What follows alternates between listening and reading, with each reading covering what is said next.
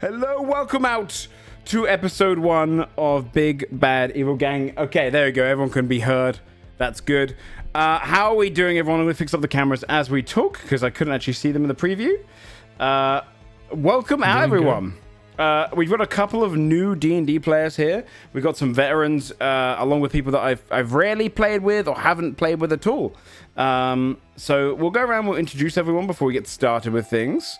Let's first start off with Kraken, who I have played some D&D with. He's been a guest star on some of our games. Do you introduce yourself to anyone who might not know you? Hi everyone, I'm Kraken. I love D&D. I've played it for a while, but I haven't played it for a while. As in, I used to play a lot, but I haven't played it recently. So I'm really excited to be joining this campaign with all my friends, and it only took 2 years, but I don't know. It means it's all the sweeter that we're starting It's true. This has been in the works now for genuinely 2 years. Like, not even exaggerating. I looked at our messages and it was so far back.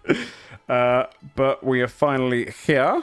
I remember telling my chat that we were going to start like last August. Yeah, that was the plan. That was a bad call on my part. It was. It's close. That. It's close to last August. You know.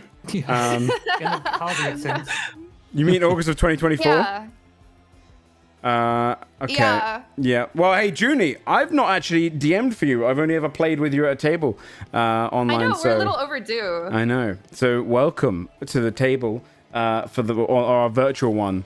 Do you want to just say who you are to anyone who might be new to your channel and whatnot? Yeah, I'm Junie. I'm usually a VTuber. I play D&D on Brett Ultimus' channel, usually. I don't usually play D&D on camera, so I'm a little nervous because I make a lot of really stupid faces when I'm making funny voices. Thank you. That's all. Yeah, no, don't worry. I do the same throughout the entirety of the last 4 years, so you'll be in good company there. Sam, someone who is used to doing stupid faces consistently on camera. I'm gonna get coffee, dude. Okay. All right. Okay. Well, you I played D&D with him. Who is that guy? I was wondering. Can you explain who that is, Joe? Yeah, who is that? So Sam, is that like your friend? Sam is a guy. He used to play a lot of Minecraft back in the day. Less so now. He's on a break. And whenever I tell him to shout himself out, he decides to act like a little naughty boy at the back of the classroom every goddamn time. So he's going to consistently do this bit for the rest of the campaign, for however He's long really it kept goes. that up for the last For several years. Yep. Wow. He's just a naughty boy. That is the way to describe Sam. It is so cool. I'm gonna start doing that too. It's probably because you call him that. It's probably because should all do you that. call him a naughty boy. What? He is a naughty boy. Too. No. Okay, I think I fixed all the cameras Maybe I'll up. go get one as well. No one's allowed beverages here, okay? You're evil, all right? No hydration here, okay? Dehydrate. Yeah, dehydrate. Jinx, someone who hasn't played D&D before, new to D&D entirely. Do you want to tell people who you are? I am Joe Fudge's roommate. Yeah, it's true. Is that the end? That's it. Wow. We need. Cool. It is. I'm so sorry for your loss. Yeah. Okay. It is Jinx's first time playing Dungeons and Dragons entirely, so this will be fun. And we also have another new player here playing with us today, which is Charborg. Me. Hi, I've never played Charborg. before. Joe assured me that playing Baldur's Gate was enough. So Genuinely. here we are. I mean, there will be something changes from Baldur's Gate. You can't just jump everywhere, but and you have more choices, which is As long as I can pick a barrel up and blow it up, that's all I need. yeah. I'll put some explosive barrels in for your characters. If you do exclamation mark fudged rolls in the chat, you'll be able to go to our Discord server. There, I put a little kind of mini quick bingo in for those who want to guess what people's species and class are. They are playing all traditional D&D classes, near enough. However, there is one slight alteration, which is they will get a villain tree during this campaign, which will go alongside their villainous behavior and nature. To begin with, though, before we do get started into things, if you are new to this, I'm Joe Fudge. I run Dungeons and Dragons shows on my channel.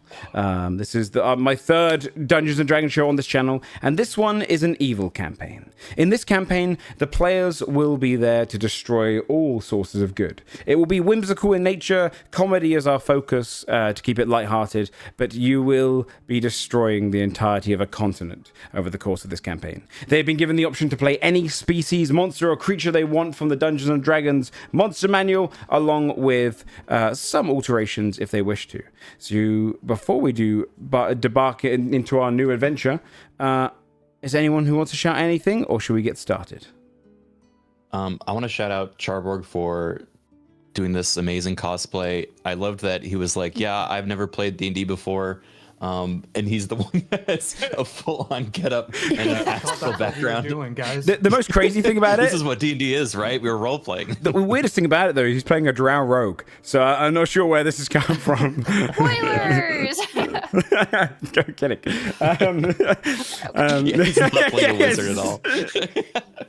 I would actually love that for you if you're playing like a hooded drow rogue, sits in the corner at the end, like doesn't talk to anybody, impossible looks to like a wizard. involve. Looks like a He said like, "Oh yeah, you can guess what class everybody's playing," and I was like thinking about how hard it would be to. guess what Yeah, I the am. bingo for him is the free pass. Yeah, Free square. yeah, the free square in the middle. Okay, then. I'm just really nervous because I think everyone's expecting me to play like the token hot woman character, and it's not happening.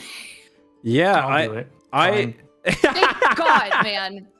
I actually think you guys have broken expectations with some of your designs, but we'll see that once we get started. So, if without further ado, shall we get started with Big Bad Evil Gang Episode 1? Yeah. Okay. Okay, so. Let me activate nerd mode. Hang on. Ooh. Okay, proceed. Pause. Good and evil is not a blurred line in this land, but a very thick one, manned by thousands of soldiers, barred evil from entering into the good lands. The good wall stands hundreds of miles wide, and daily the forces of evil are quenched at its base, like waves against rock. Good has won. But it was not always so. Welcome to the lands of Tropia, where once a three-headed dragon ruled from atop the capital city of Hopewind. One head represented good, one represented evil, and the third neutrality, though the neutral one was simply sleeping. For millennia after millennia, the evil head poured dark magics into mortals, monsters, and conjured creatures alike from below to wage war on Tropia. And in turn, the good head would pour lighter magic into would-be heroes and courageous adventurers to stand up against the rising evil. Though it came close, evil never conquered Hopewind, and good was always destined to win. Here in Tropia, however, death is not the end. The Tower of Hope and the Tower of Shadow are points of reincarnation, each for their respective heads to weave from. When creatures die, their essence would flow to these towers and be used to keep the cycle going. The two waking heads hated one another and bound themselves through an agreement. Each 100 years that passed, they would vote for a single head to be removed from the body, cast into the sea, so the other may thrive and reincarnation could not continue.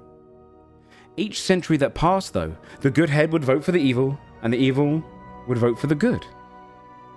The sleeping head would abstain through a lack of consciousness. This continued until 100 years ago. The vote came. Good voted to remove evil, as it always did. Evil to remove good, as it always did. And the sleeping dragon woke and voted to remove evil. Bound to its word, the evil head was torn from the body and thrown asunder into the sea. Evil no longer had a benefactor. Over the decades, evil would be destroyed piece by piece. The good wall was erected to block off the once Badlands, now known as the Very Badlands. And all evil was vanquished, or forced south into those lands. The Shadow Tower was broken down and sent there as well. And without the evil head, the essences that arrived at the tower would only conjure weak, uninspired evil. Nothing that could threaten the lands of Tropia ever again. Evil went from rising to hiding. But our tale of woe and want begins during those last years of evil. As all great tales do. In a tavern. There, in front of a full crowd in the town of Townshire, sits a handsome bard named Handsome. In the crowd of people, he sits readying his violin, his lute, his other instruments galore, drums, bagpipes, a little flute for the occasion. Everyone in the crowd is ready to hear the gold. Handsome gold. Bard renowned. People were sat there in front of the stage, everyone watching up him, ordering their drinks quickly, each of the crowd just fixated on the central point of the stage. And playing to the crowd is the most ridiculously good-looking bard. His features are chiseled as if he was made of a statuous stone. His eyes, honed in, can go from kind of faded, thinner lines to great bulbous, beautiful, shining, shimmering blue. His hair golden and flowing down to his shoulders. It withers, almost like woven silk made from gold strain. He smiles out to the crowd. Ladies and men alike blush, looking up at him, swooning at the sight of Handsome Gold, and begins to play. Her cabin lies but a stone's throw from here. Best keep your children safe. She's the essence of fear. She'll snatch up your boys, swallow them whole, take the golds and turn them to ags. Oh! You hear someone from the crowd. That didn't rhyme. Oh, Mama Mortar, mother to all. Mama Mortar, monster to all. Monster to all. Come on now with me. Mama Mortar, she'll kill your sons and gobble up your daughter. Mama Mortar, Mama Mortar. And as we kind of leave the tavern, you can hear, as the crowd starts joining in, this familiar tune going through them. And we slip outside of the tavern. By the gates, someone wanders towards the guards, well away from the tavern. Townshire has its soldiers, rain trickling into the air. And wandering this road, hunched over. Criken, would you like to introduce your character? Yes.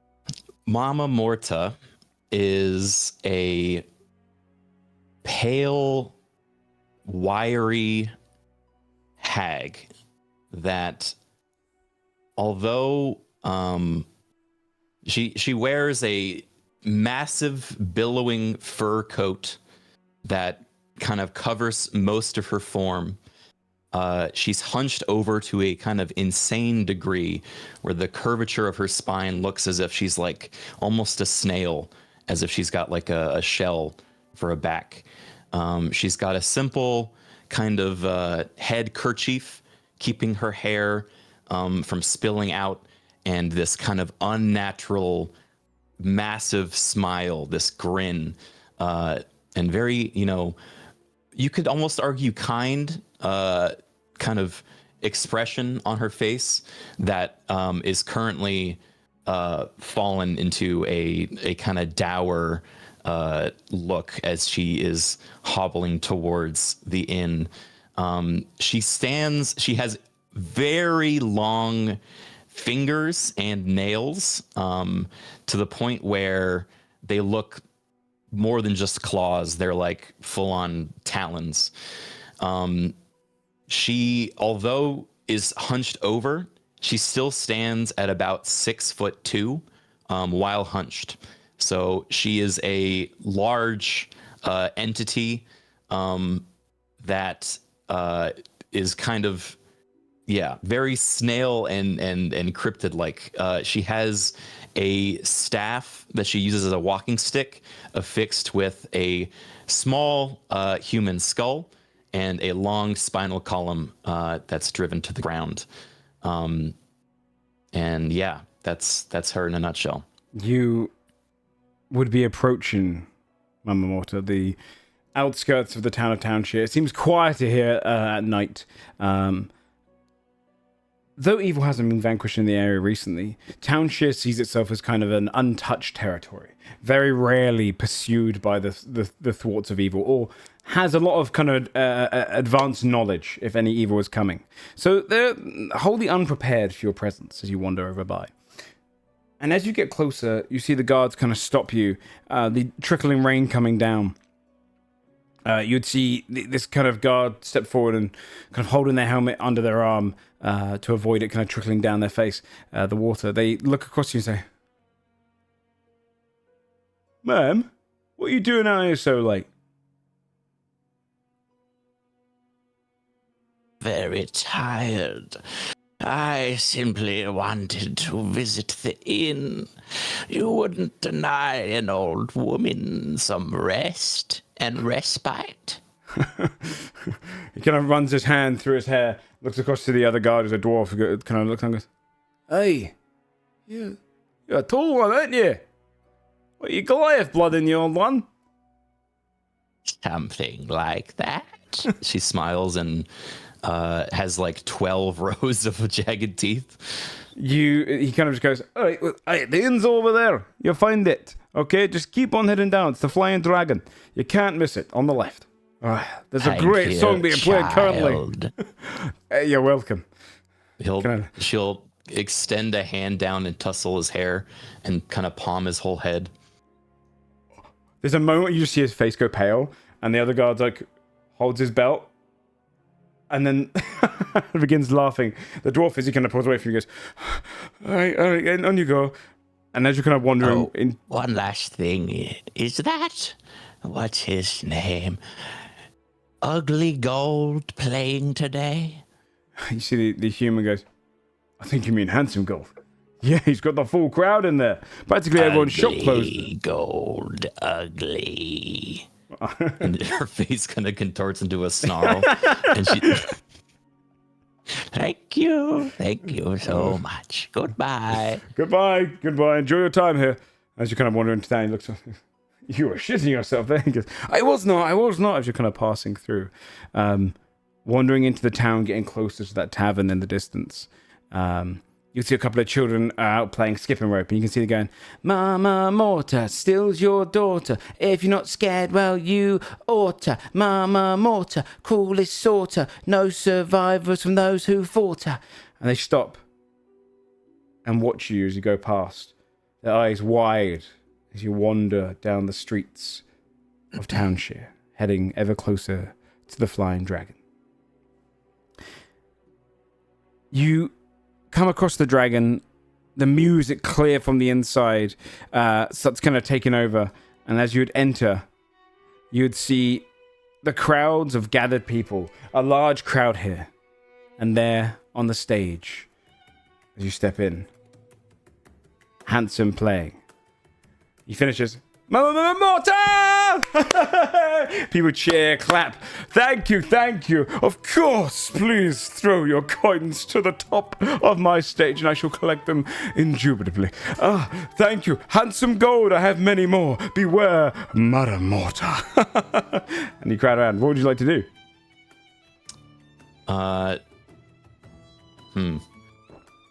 She'll approach the stage, and wherever he's collecting gold, she's gonna walk up and pluck off a fingernail and throw it into the bowl that he's using. Yeah, he's leaning down, he's picking over. Thank you, and they're kind of sharing the drinks. And he goes, "Oh." I mean, he picks up and goes, "Oh, that's a first. I mean, I've had all sorts of..." And he stands fully upright.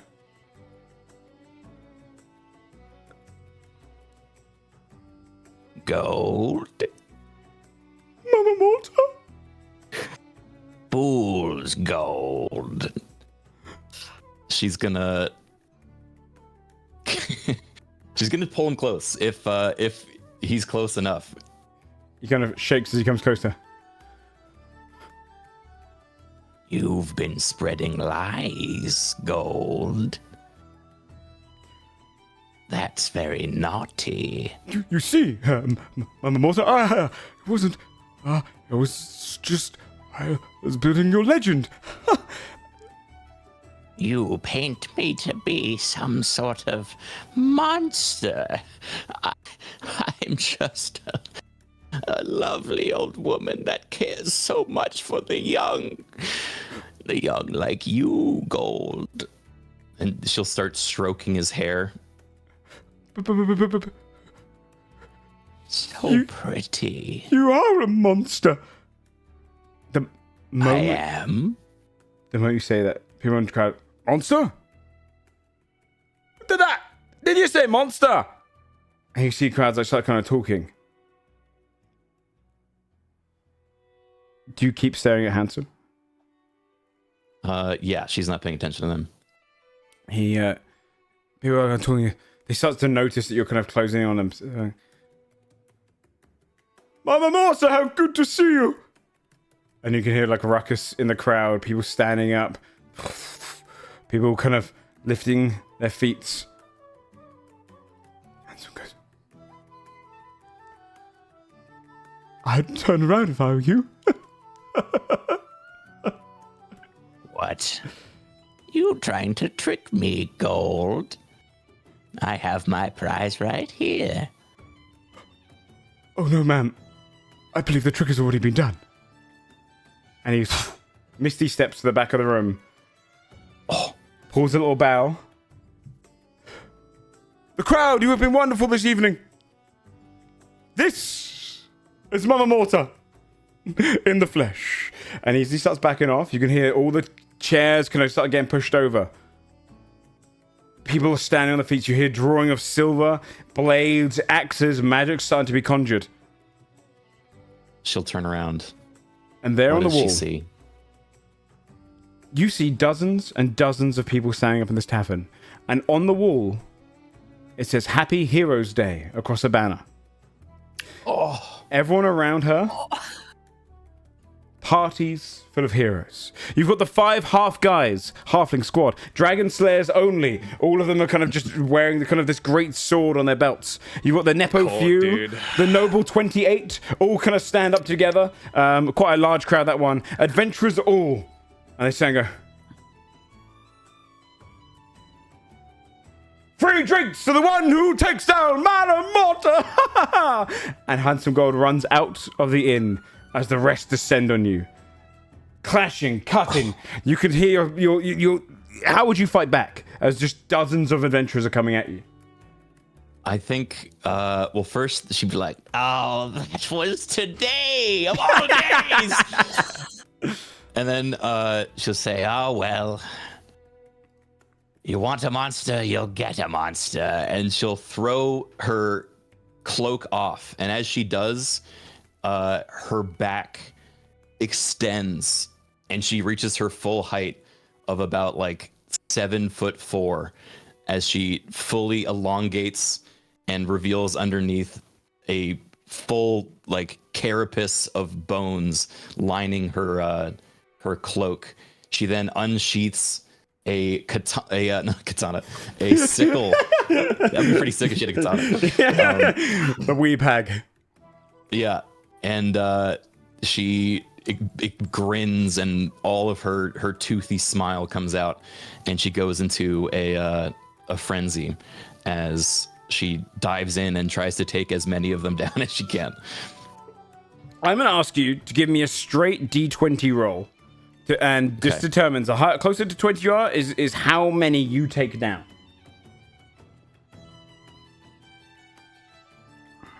19. They do not expect Mama Morta to be this powerful. It's lopped heads, cut down people. The 5 half guys become the 2.5 guys. You see the Dragon Slayers only become only nothing. The Nepo few become the Nepo couple, and the Noble 28 become the Noble 4. You see most of them are dead by the time you've collapsed to the ground. Blood pouring down you, most of it theirs. An entire tavern slaughtered. Only a few crying sounds from the crowd. Oh, my arms! This guy just a torso left. Blood and just... There are limbs embedded into the wall that you don't even know how got there. There are tree branches growing through people. The whole room is mostly destroyed, but you are lying there in your dying moments, having killed the vast majority of them. Some of the others are kind of grabbing weapons to try and finish you off. And pushing through the crowd, Handsome returns, goes, allow me. Pulls out his flute, looks at you, and casts vicious mockery. Mother Mortar, looks like we caught you. And you feel this pain.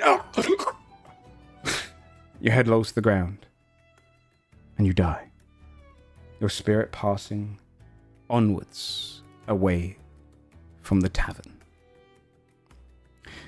That was great. Thank you so much for having me, Joe. This is a great campaign. I loved when I could introduce my character, and then You will. yeah, be that missed. that fight You was will great. be missed. Thanks guys. Thank you so much. It was Yeah. great having you at the appreciate table, it. man. Okay. Here's a build up. Who would like to go next? Should we do a little roll to see? Sure. Yeah. Okay, so it's for our first timers. To roll, you can either go to the left side of the screen and click the little dice button and click the D20. Most things are conducted via D20 in Dungeons and Dragons, or you can do /roll 1D20. Nice. Okay, we'll go from like highest to down to lowest. My first roll was a 3. Yeah, that's good. That sets the tone.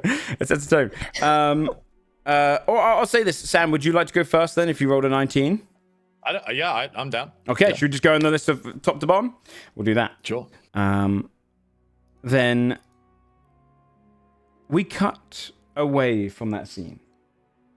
We go to somewhere equally whimsical, far on a different portion of the land of Tropia. We arrive in hill-swept lands of small windows embedded into little mounds coming out of the ground. And we follow our halfling.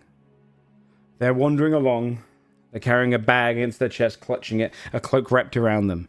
They look to be kind of middle-aged, curly, brown hair.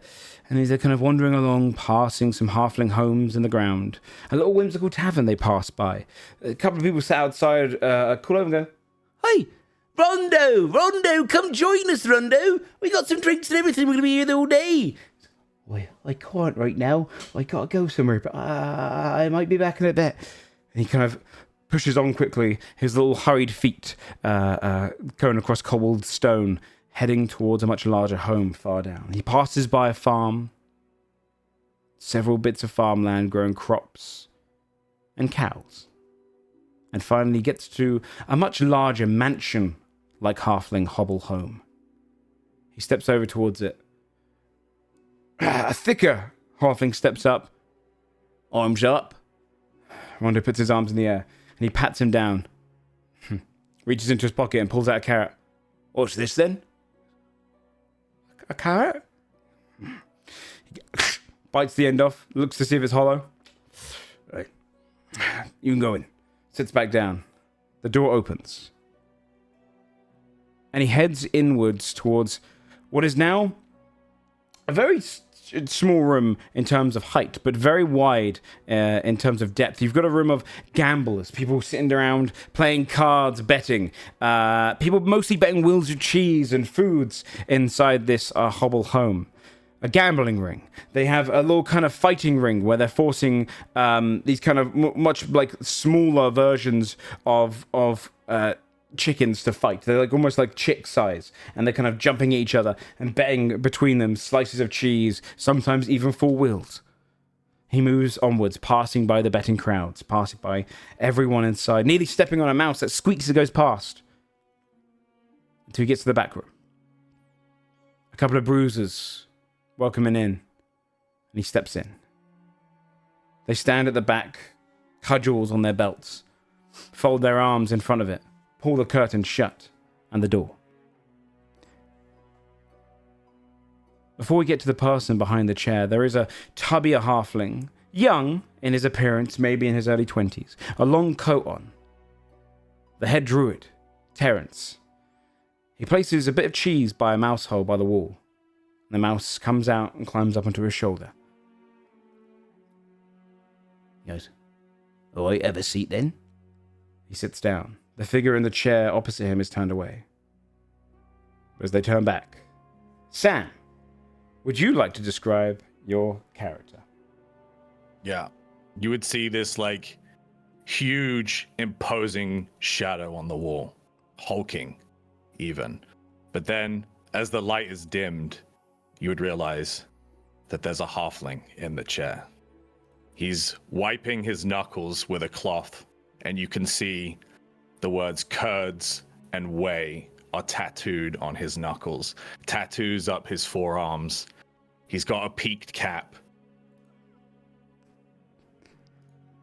Rondo, where's my fucking money?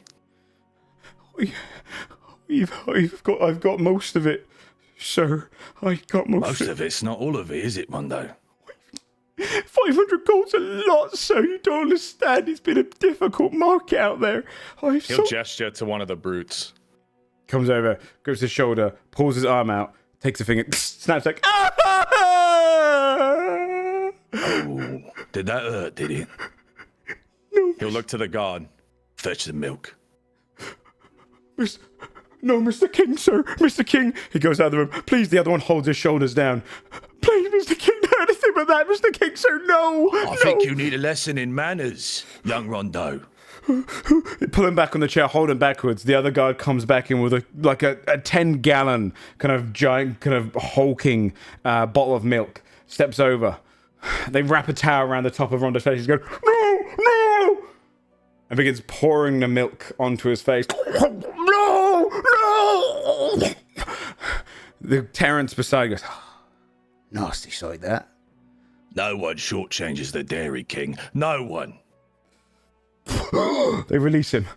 I'm sorry, Mr. King. I'm sorry. I got 300 of the gold. It's all right. Come here. He'll hand him a towel so he can dry off his face. Dabs his face. Licks a bit of the corner of the milk. I'm real generous, I am. Oh no, boys. Boss, he's generous, isn't he, boss? Yeah. So I'll give you till tomorrow, but the price is doubled. All right? Yes, Mr. King, sir. Good lad. Get that finger seen to, yeah? I will. Why, you've still got him. He stands up, leaving the gold on the table that he's got there, and he kind of walks out of the room. Nasty business, that, isn't it? Nasty business. Terrence kind of steps round and looks down to you. Mr. King, we got a chat. What about? It's about the druids again. Can't wait, I'm hungry. He's been waiting all fucking week, Mr. King. I've got the entirety of the goddamn circle outside, waiting for word back and if we're going to put them back on the field again.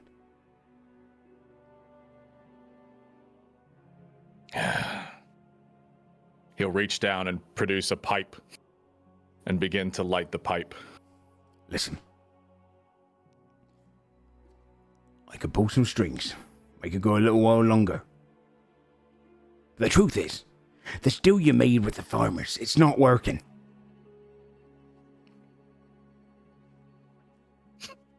It's not working. Look around you. You work for me. It's always worked, and it will continue to work, and you should stop fucking questioning your job. All right? Why, Mr. King, I understand. They're eye to eye while they're talking, but then you'll see he'll climb off his chair, down some steps, walk back round. He's about waist height on the druid. Okay. Good. Just remember who's the boss, yeah? We do. It won't happen again, Mr. King. Nice. Talking of which, he kind of produces out these papers and puts them on the table. These are the deeds to the land that you bought. You're going to be farming, writing down those all day. Oh, perfect. That's the last of it, yeah? We've got all of it now. It's yours. Cheddar's Lovely. mostly yours. I'll take care of the outside area. I'll come collect you at the end of the day. Good. All right. He heads out, leaving. Hey, He stops. prefer this attitude on you. Good. It's better. Aye, Less questions. last questions.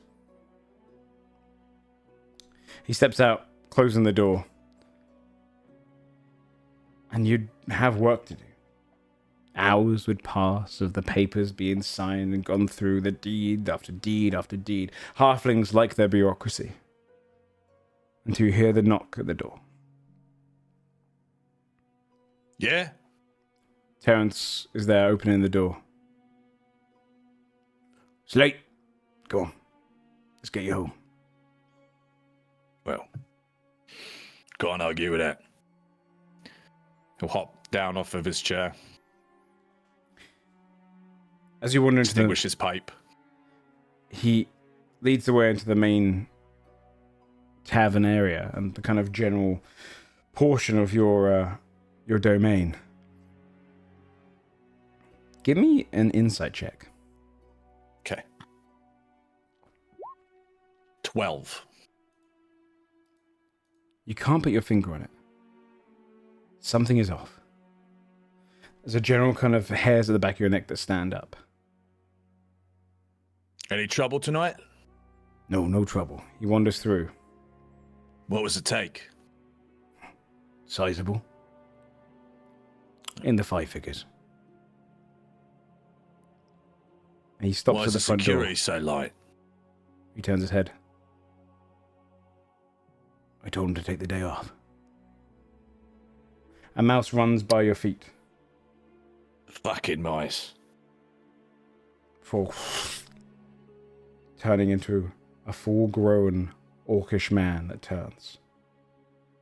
A spider descends on a web, forms into a full-grown elven woman, who collapses to the ground, kind of lands on her feet and leans up. A caterpillar on the windowsill kind of falls off the windowsill. There's a thump and then they kind of get back up again. A dragonborn. A couple more mice come into the room, form. Terrence steps back. Oh, they're all coming out of the fucking woodwork, are they? What do you want to raise? No. They don't want to raise. They want someone new. Someone who has their interests at best heart. Fuck off, what? You having a laugh. There ain't no one else. There's me. You. You fucking traitor. One turns into a bear, one into a wolf, another into a kind of a larger eagle.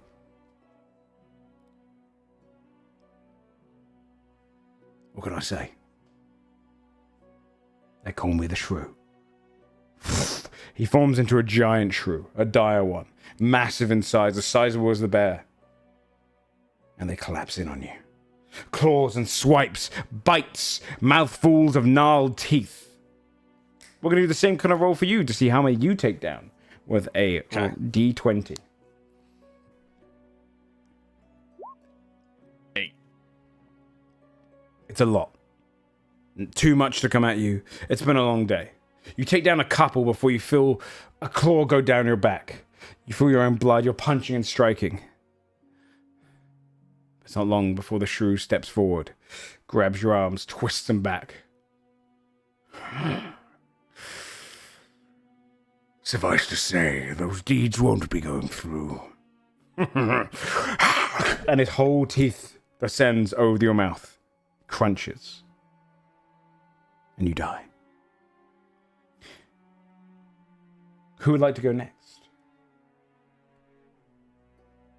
I Oh think wait, we you guys rolled. will have better luck though. Don't be discouraged by the first 2 results. I think you guys. Yeah, thanks for might win playing, this. Seems like Sam. danger. Yeah, I It's- doubt that's going to be a theme. I might have made this a little too hard. It's a really hard campaign. Well, and our next role would be Charborg. Okay. Let me see if I have another little theme for this. So Charborg, you would be sat in your room, but before we get up to that room, a tall tower stands on the outskirts of the capital city of Hopewind. 9 floors has the tower. A draconic sorcerer, a dragonborn named Urilla, is speaking to newly arriving apprentices on the base floor. Welcome. Welcome to the Apprentice Tower. It is home to many sorcerers who serve under our golden dragon and benefactor, Astracora. Wise, beautiful, and gracious, she gives us life here within the tower, and the ability to thrive to greatness. For those who might be joining us, the higher your room in the tower, the closer to the dragon's lair you are, and closer to their benefactory. Hundreds of sorcerers live in this tower. On our 9 floors, the dragon's lair is the top. The bottom floor has 128 sorcerers, 2nd 64, 3rd 32, 4th 16, 5th 8, 6th 4, 7th 2, and 8th 1. Every passing century, Astracora picks the top apprentice and fuses them with her dragonic magic. We're 3 days away from the next ascension, and Lithandul, the greatest of the sorcerers here, is looking to take it. Of course, as long as nothing happens to him. One of the people says, "Can we meet him?" Lithandul has too many responsibilities. He rarely comes down. Mostly it's just us delivering things to him. Where are you located? I am on the 7th, just under Lithandul. Well, that means someone else is on the floor with you. Who is it?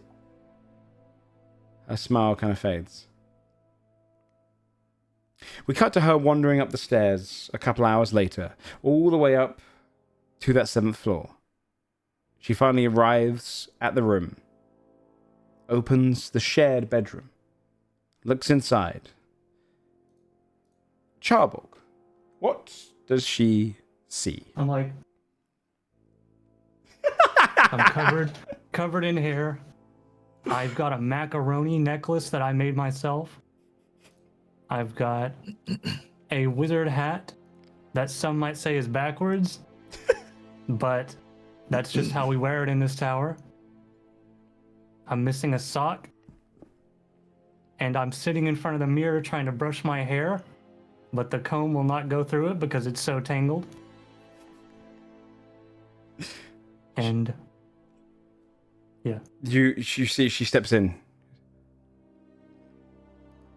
Hello, Melvin. Hello. What brings you to my chamber? It's our chamber again, Melvin. My bed is right there. That is my second bed. That is my vacation bed. Yes, you have stayed in my bed several times, but I'd really rather keep it this time. Do you mind if we don't play this game anymore? That's fine. You may sleep in the bed for 1 week. We will discuss next week how to proceed with the bed. Very well. She walks up to like a chart on the wall and just kind of ticks for this week. How comes along your potions? They're going quite well. I've got a potion of madness I've been working on. Right. A potion of making your breath smell slightly worse than it does. I've got a potion of... How many of those did you drink? What was that? Did you say something to me? Just said that's great to hear. I'm glad you're progressing. Anyway, would you like a sip? They're quite good. I think I'll have to pass. I just had lunch.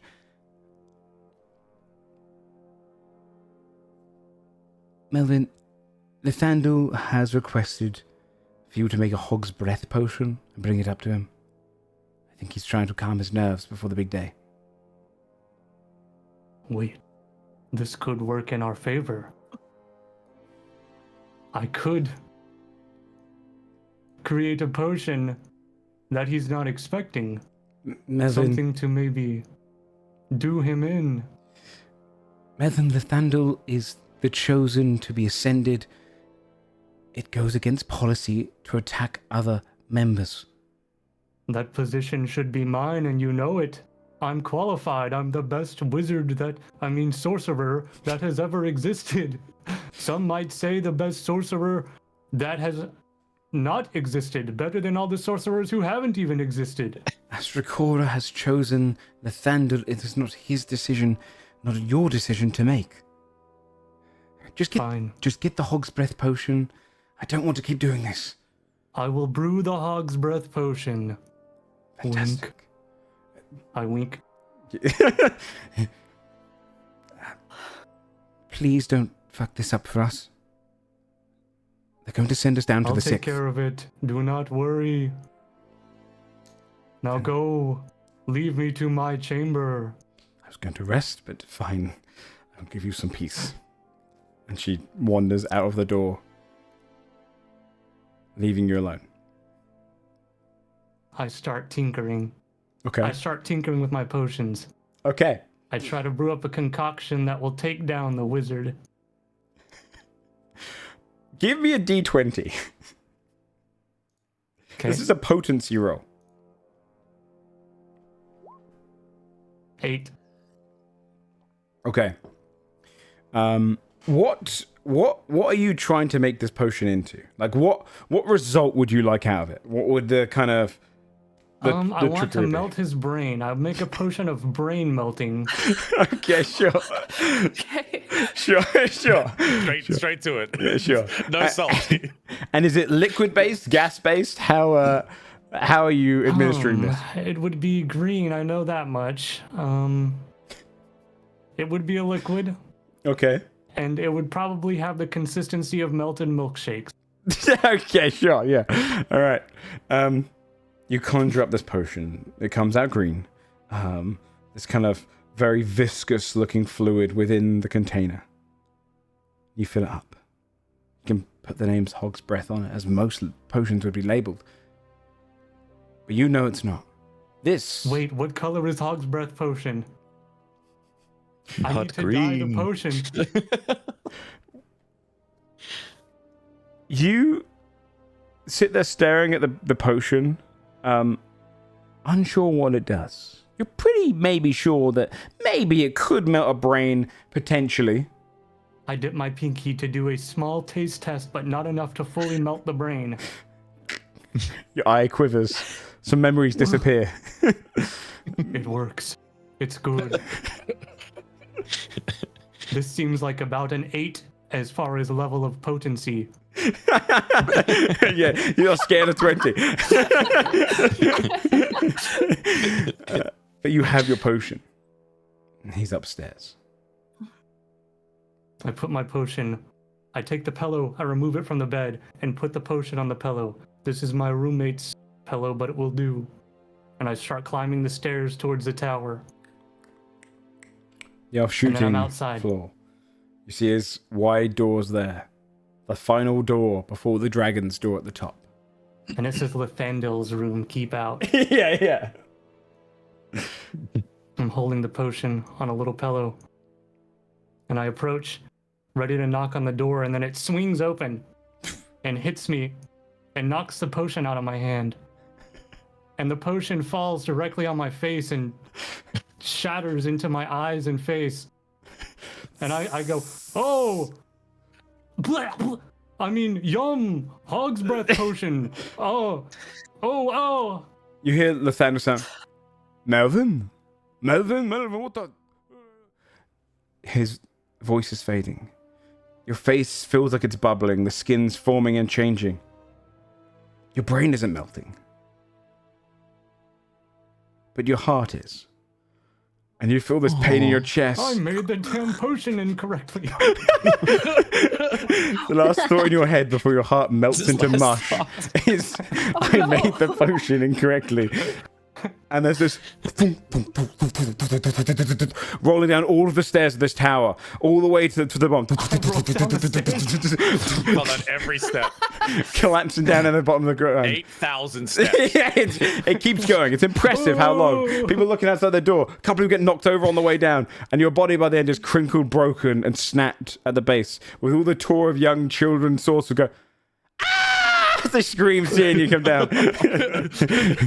And you die. Our next tale is one within the city of Hopewind. We come this time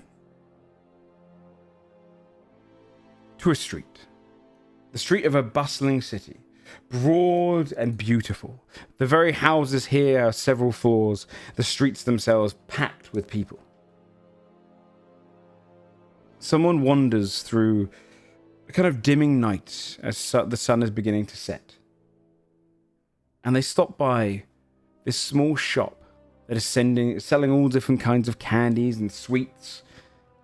They look in the window. They see familiar ones. Goblin stoppers, gummy owlbears, underdark chocolate. A group of kids come out and they bought themselves cherry morphs.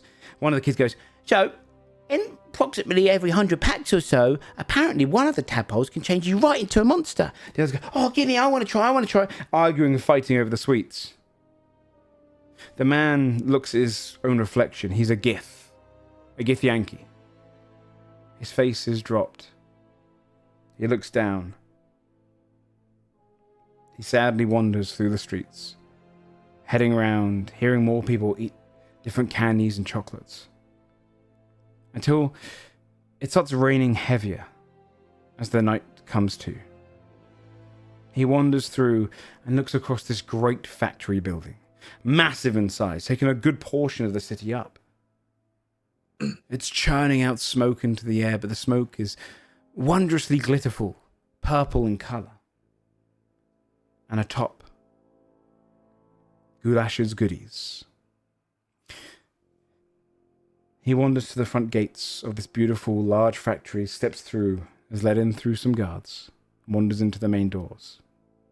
Finishing up a tour on the lower levels, he sees someone go, "And this is how we make the goblin stoppers. Real goblins chew them first." And there's a whole group of goblins go, and kind of all these people wandering by. Oh, wow.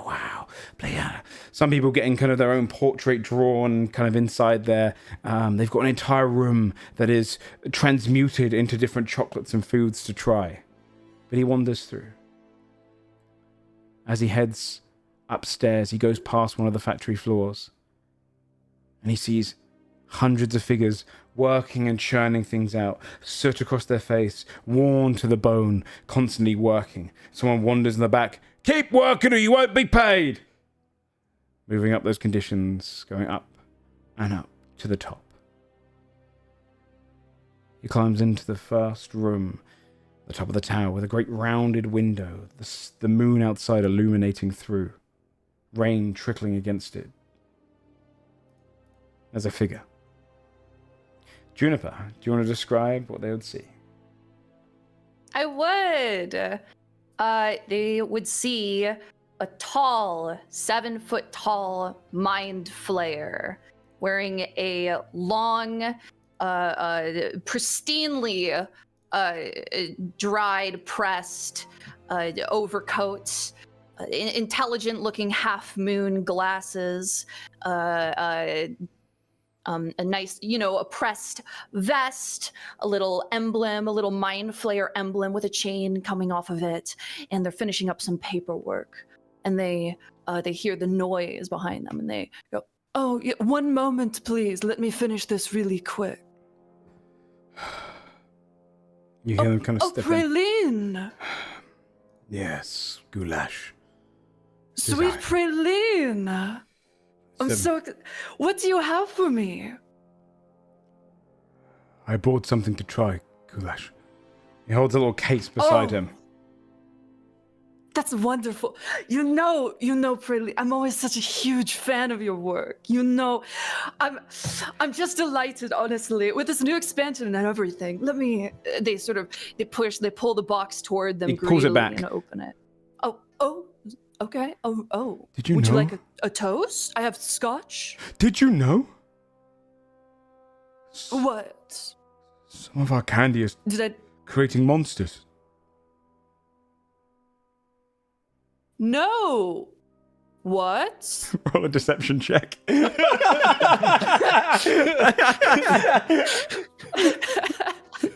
How do I do that? So, you'll be able to use your sheet. I'm going to give you a +5 to this because at this point you are not in a weakened state. You get to on the right. You see where the journal tab is. It's the third tab along.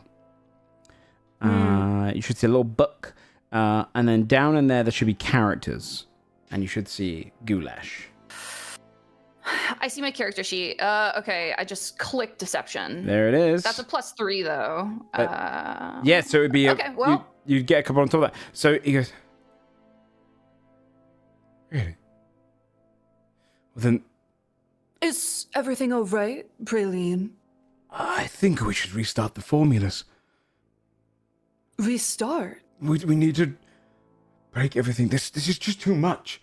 These factories, this expansion. Why can't we go back to our gourmet stage? No. See, so this is why I'm the executive and you're the chef. We have a really good thing right now, Praline. We just opened the expansion. So have a shot with me and we'll try the new sample, okay? Goulash, when I took my oath of flavor, I did so. Your what? My oath of flavor, the entire purpose of my being. Right, yes. Go on, sorry. I just thought we would be changing lives, not changing them. We are changing lives, Praline. Look at how happy everyone is. He looks out the window in the street. This young boy walks past. He starts changing into a little mind flare and then rushes into a street. He just places one hand on the window. I don't know what that was. That was something else. He hands the case to you. It's something delightful, Goulash. I've made something I call PWK. PWK? Oh, can I try it first and then I can guess? You know I'm a huge fan of your recipes. I love it when you surprise me like this, Praline. This is why you're my favorite. Really, really. They're gonna unwrap it. Their tentacles are sort of very excitedly twitching and flaying around this whatever it is that I've been handed. Glowing radiant candy with a rune on it. It has the letters PWK embedded into it. He stares out the window. This is... What's the market for this? You can just tell me about it while I taste. It's all right. Give me the rundown. It's an exclusive product. Mm. The only one in existence. At first, it starts with velvety chocolate to a sweetened sour candy. And then when I like the dissonance of it. It's good. And when you crunch, radiance is burning out of your mouth. You feel this kind of burning sensation wrapping over you. What's spice? That's interesting. Turns to look at you, tears in his eyes. You understand what it stands for when you crunch. PWKs. Power word kills. He turns his head. The magic envelops through your body. You collapse. Darkness overtaking you.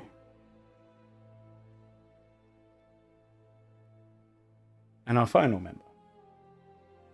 We now cut over towards a very different location. Here is in kind of a great hall of dwarven construct and making. We cut to a series of dwarves. Axes, hammers, shields at the ready.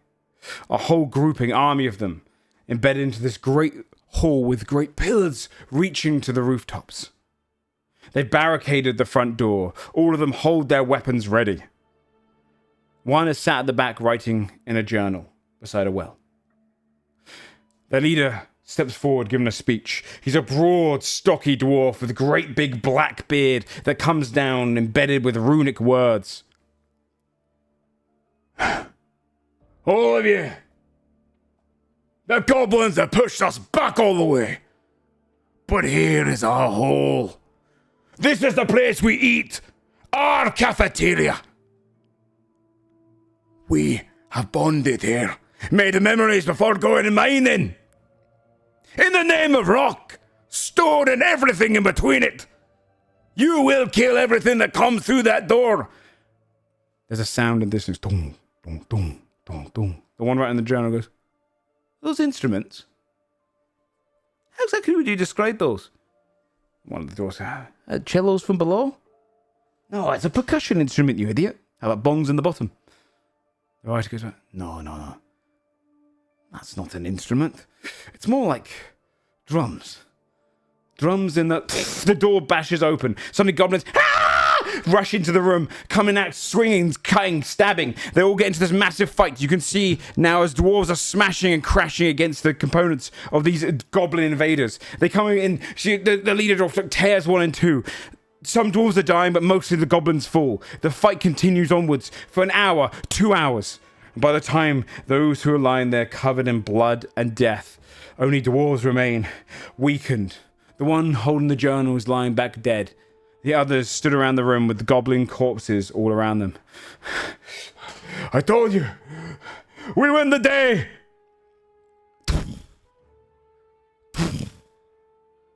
Are those so damn drums again? Another wave! A blue light emanates from the door. One of the dwarfs steps back. That's no drum.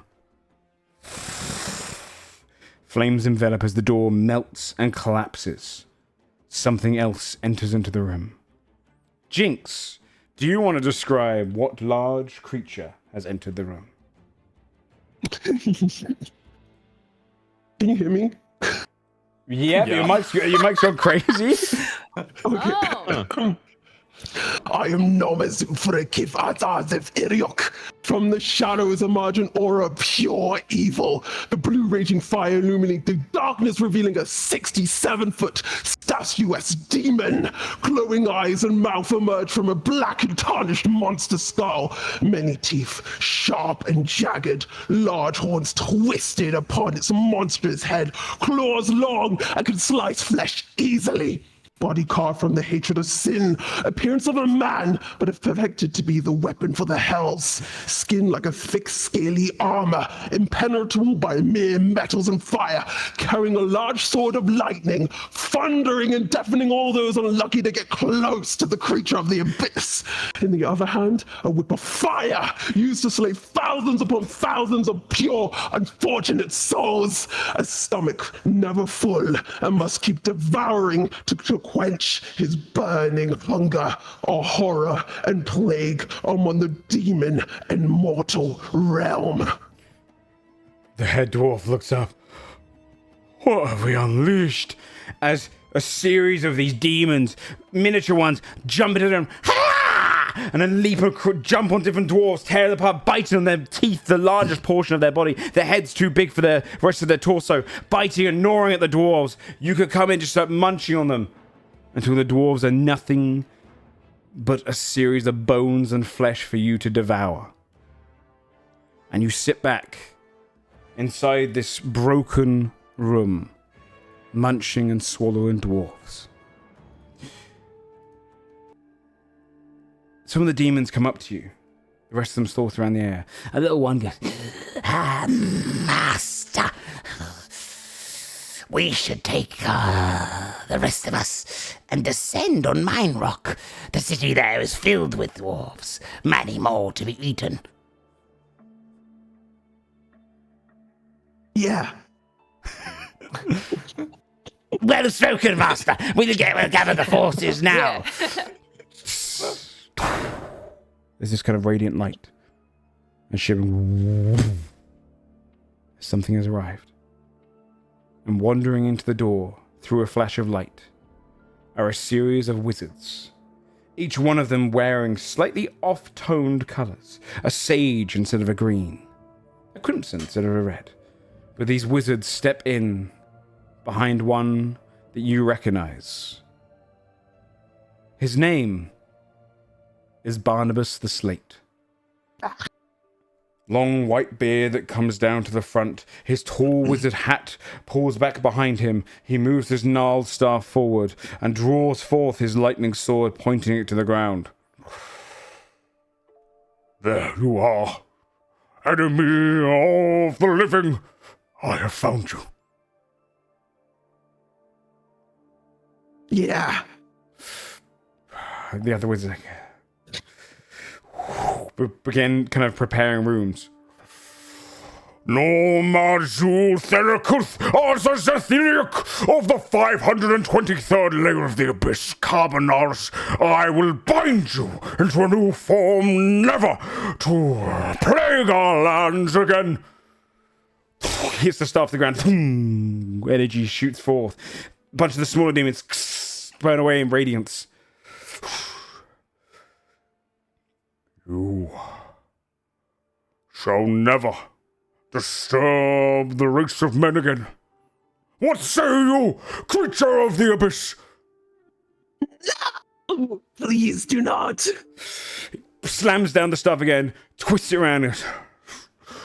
We may not be able to assort your form as is, but with thousands of runes upon our body, you will be bound and changed. One of the wizards go, but I thought we were doing 7. Set of dice, what? 7 runes bound, it's still quite a lot. You will never be free of your new form. They push their arms outwards, all of them linking, with magic arcing between their fingertips. Runes start forming on their chest, burning through their robes. You see these kind of pentagrams form out of blood. Ah! They're all screaming together. Barnabas, yes, yes! And together they cast forward. True polymorph. And you change. Jinx, would you like to describe what your character actually looks like now? Okay, so my character has polymorphed into a little tiny puny dumb closet guy. His name is Nom. He's got big stupid black eyes that blink at different times. He's a little scaly boy with a little plump belly. He's got big oversized teethies that don't fit into his little dumb mouth. He's got sharp little claws and big hands, and he's got a tail that he keeps forgetting that it's his, so he keeps trying to bite and eat it, because he's always hungry. He's a little hungry boy. You see, as you kind of get transformed into this form, your massive sword and weapons clunk, clunk, clunk, to the ground. The few remaining demons looking and scatter away, rushing off into the depths of the abyss, running away into darkness. The wizards stand around looking at you, most of them cradling the rune on their chests now. The leader stepping forward, Barnabas looking down to you. Bound and broken.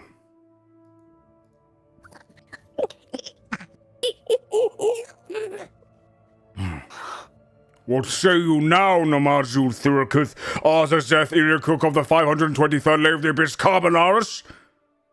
He tries to grab his little sword. Zakenicus, bag him. He comes over with just a big old, just fucking like a burlap sack, throws it over you, grabs it, wraps it around, just tightens it. And they bring you over, hold you over the well, just drop you. You land in water, starts filling the bag as you're drifted down into the darkness to drown in the bag. But as you die, as each of you die, your essence flies into the air. What is you, what was you, drifting upwards, portions of it breaking off, weakening. Begin heading towards the Shadow Tower. It is only very recently that the Shadow Tower has been moved southward, that the dragon's head was torn off. You are to be some of the first. But all of you died, not at the same time. Sometime during the last 100 years. As your essence flows to be formed into something weak, pathetic, uninspired in the very Badlands. Like a fishing rod in the abyss. One by one, you are hooked. And dragged somewhere, pulled away, until you're brought. Smashing urns fall to the ground as your bodies rise from ash, reforming themselves, reincarnating you, but now, as you were, weakened. Much, much weaker than you remember. as if being reborn for the first time, but these are your familiar bodies. Outside of you, Nom, as your body is the small closet, still bound to the magic. But each of you stands in this room, last as you remembered it before your death. In this tomb of darkness, you stand, and a voice booms out to you.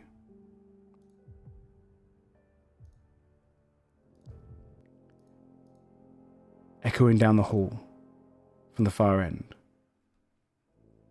Welcome, great villains of our world.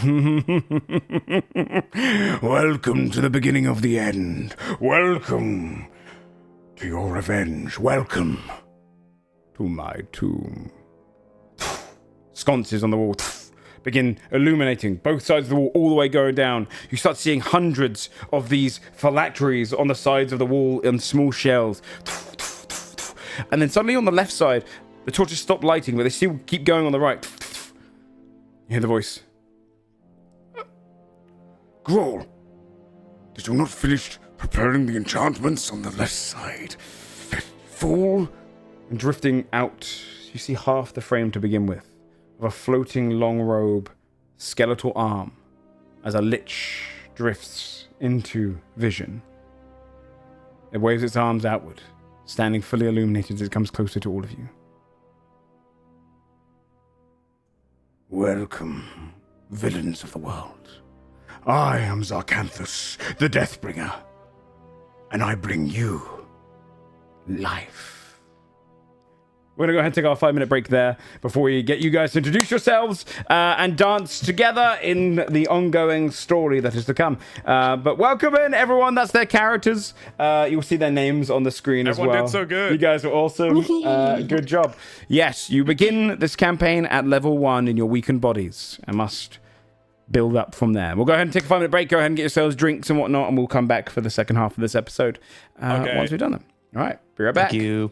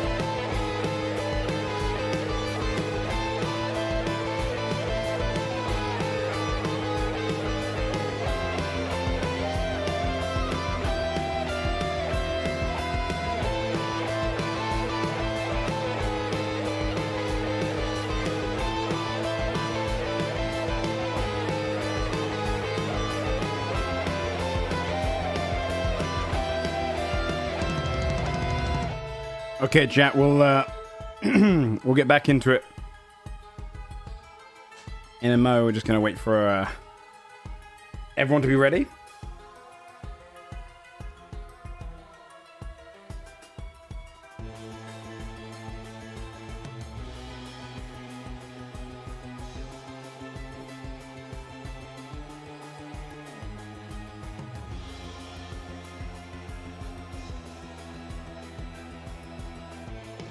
You like the start? Good stuff. Yeah, it's only getting started. I'm actually going to try and get a lot more unique music for the show as we go in the background. My music busted a bit before. I didn't have time to get a bunch of new music. I want to separate from Sunforge music. Okay, let me see if everyone's here. A couple of missing still. We'll wait for them to get back. I've been on for 5 seconds if anything happens to be sad. Dude, everyone's after the catch. I've been sat on that art for so long. It's so fucking funny. The crew is so good. Well, I'll get them to announce what their classes are once we get started. Thanks for all those subs, by the way, chat. I appreciate it.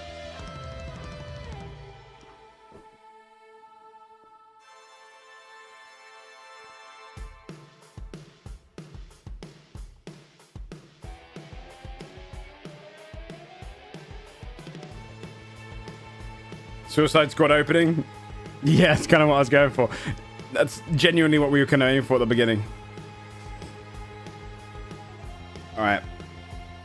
Working the eyeliner again. Yeah, we have to for the villain campaign. Alright, let me tell them.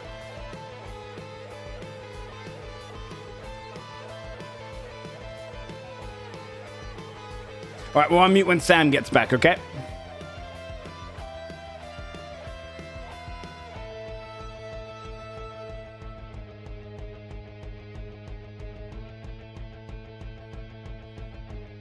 Love the graphics. Yeah, we got them all done for this. Queef Mum, thanks for the subscription. Well, Sam's back. Sam likes to go AFK for the longest goddamn times. What was the name for the inspiration show for the intro video? Couldn't find it earlier.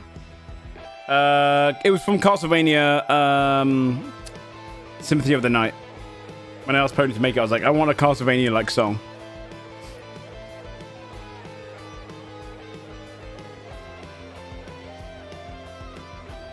I'd usually just start and then they can kind of trickle back in. Because it's episode 1, I should probably wait for Sam to get back.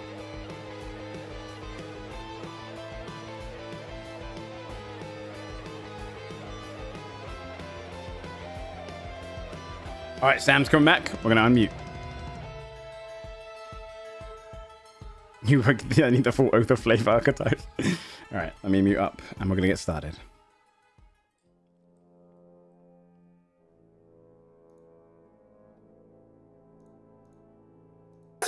Hello, hello. Hey. Hello. Hey, what's up? Hi, Hello. how's it going? Chava got younger. You lost the beard in hell. It genuinely surprised me. Let me, I've put all your little names on there. I forgot to do that. All your little character names can come on the screen now. So... Wait, did Charborg teleport to Strippin's house? I can do anything I want. Dude, I didn't pick up that until you said that. It's He's crazy. magic. Yeah, behind you! There's a wizard! Well, actually, one thing we could reveal, which we didn't have an opportunity to do, do people want to say what class they're playing? Or do you want to hide it? We can I'll say mine. We can say it. Okay. I'll do it. I'll say it. Okay, what are you playing? Very brave. What are you playing, Charborg? Wild Magic Sorcerer. Is that what it's called? Hell yeah. Yeah, once you get to that, yeah. Mm-hmm. Yeah, it's not gonna start out all that wild, but we'll get there. Stay We'll get tuned. there. Yeah, stay Oh, tuned. it ramps. Modest magic sorcerer. Okay. Jinx, what are you playing? I'm playing Barbarian. Mm-hmm. Little A barbarian, little barbarian. A quasit barbarian. Yeah. Yeah, a little lad. Let me fix your thing there. Sam, what are you playing? I'm playing a monk, halfling monk. Or halfling monk. Juniper. I'm playing a Scion. Yeah. So for those who don't know what that is, they literally they're releasing a new class and they've just done the second rendition of it.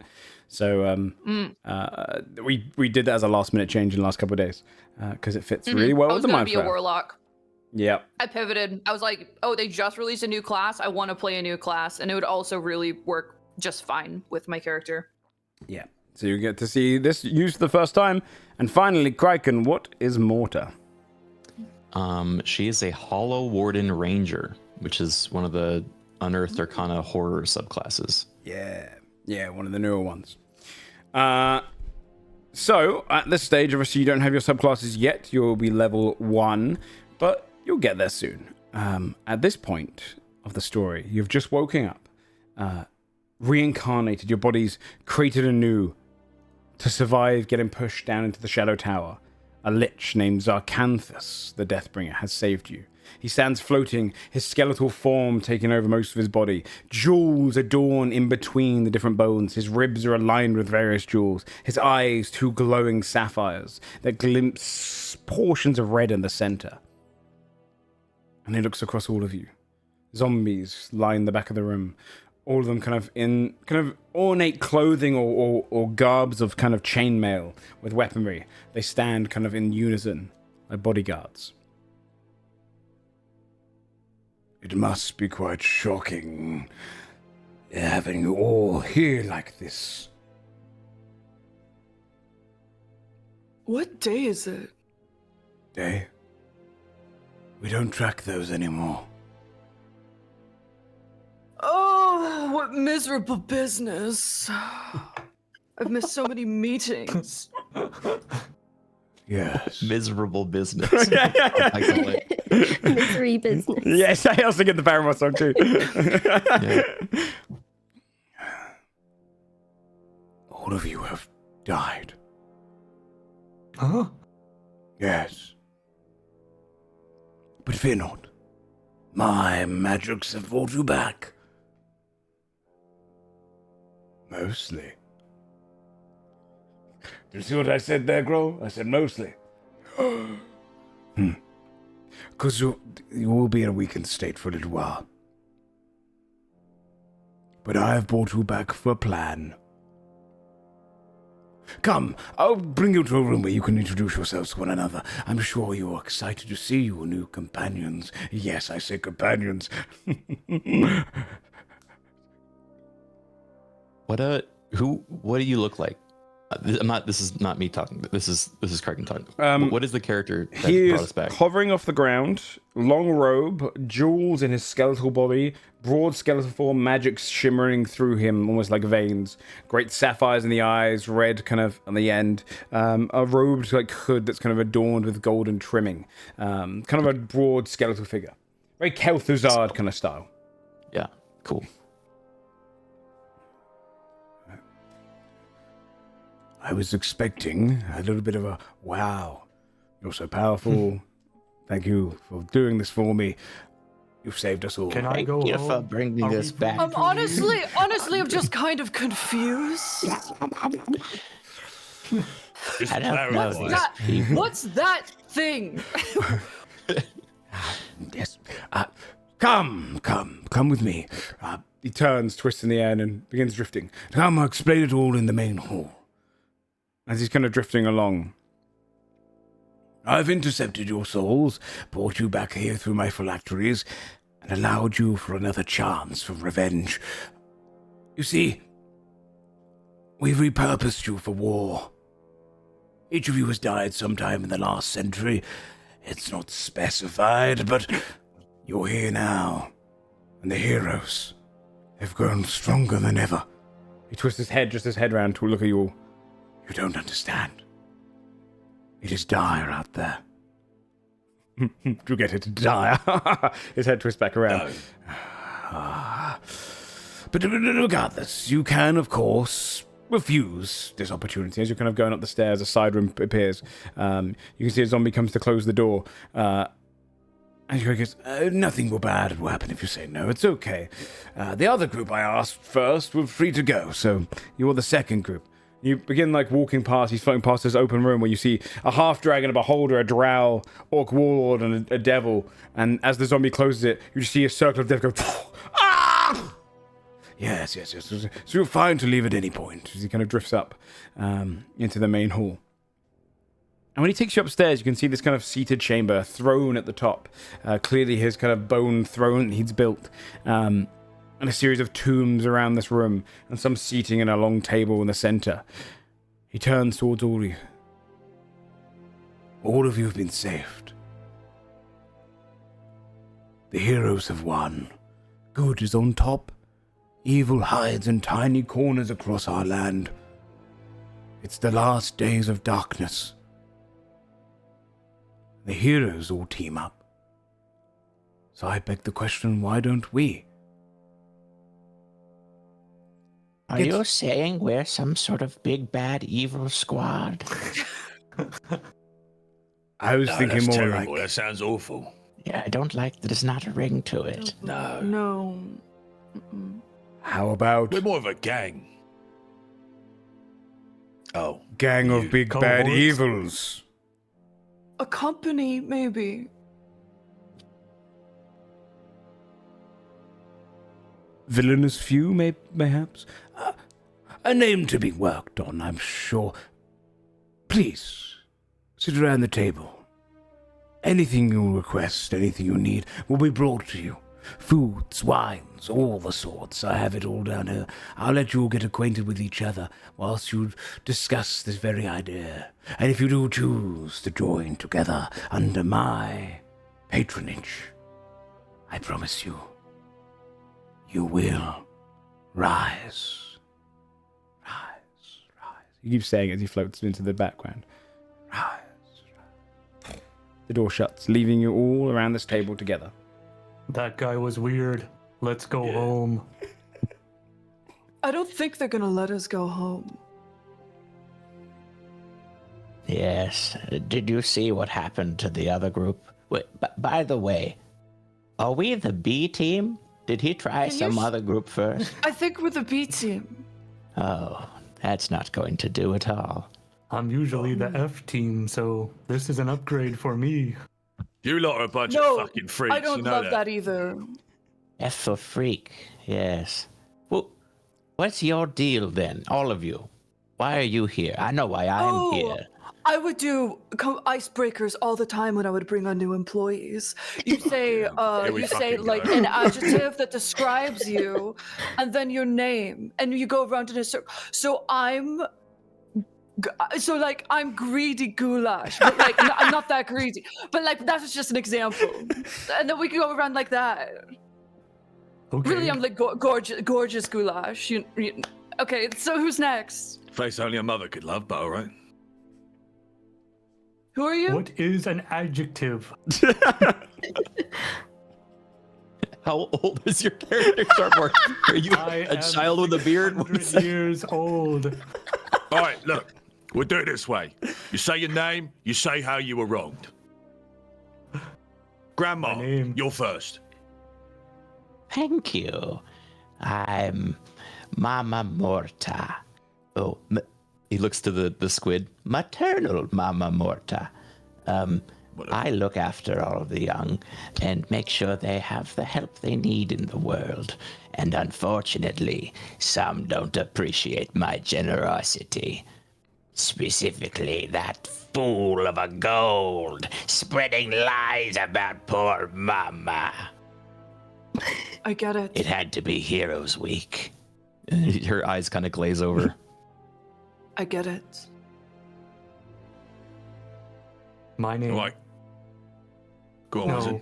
No, go ahead. No. You, Oh, if you want this. Don't worry. I will. you're fucking chomping at the bit, you are. In Go my on. In my time, I was a great CEO. There was a lavish title, really, an honorable one. A business, a candy company, Goulash's Goodies. My co-owner, Praline. I don't understand. We had something so good. They threw it away. They gave me something poisoned. magic radiant. They stole my company. I need to find it. I have so much paperwork that I need to do. I don't care what you do. I have to go find my business. Pump your brakes, I have Calamari, meetings. all right? Oh, you can't say that. I don't know what that is. I deal with sweets. What's your name, short man? I'm short in stature alone. Big in everything else. They call me the Dairy King. And I didn't have a fucking company. I had a kingdom. Controlled all the dairy products from here to there. You couldn't get a wheel of cheese or a carton of milk without me knowing about it. Gone. Betrayed. By my fucking druid of all things.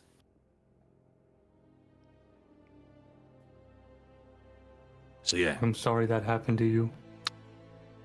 My name is. I accept your I'm sorry too. I'm sorry. My name is Melvin, Similar thing. and my happened to me. adjective is male. Hi, Melvin. I.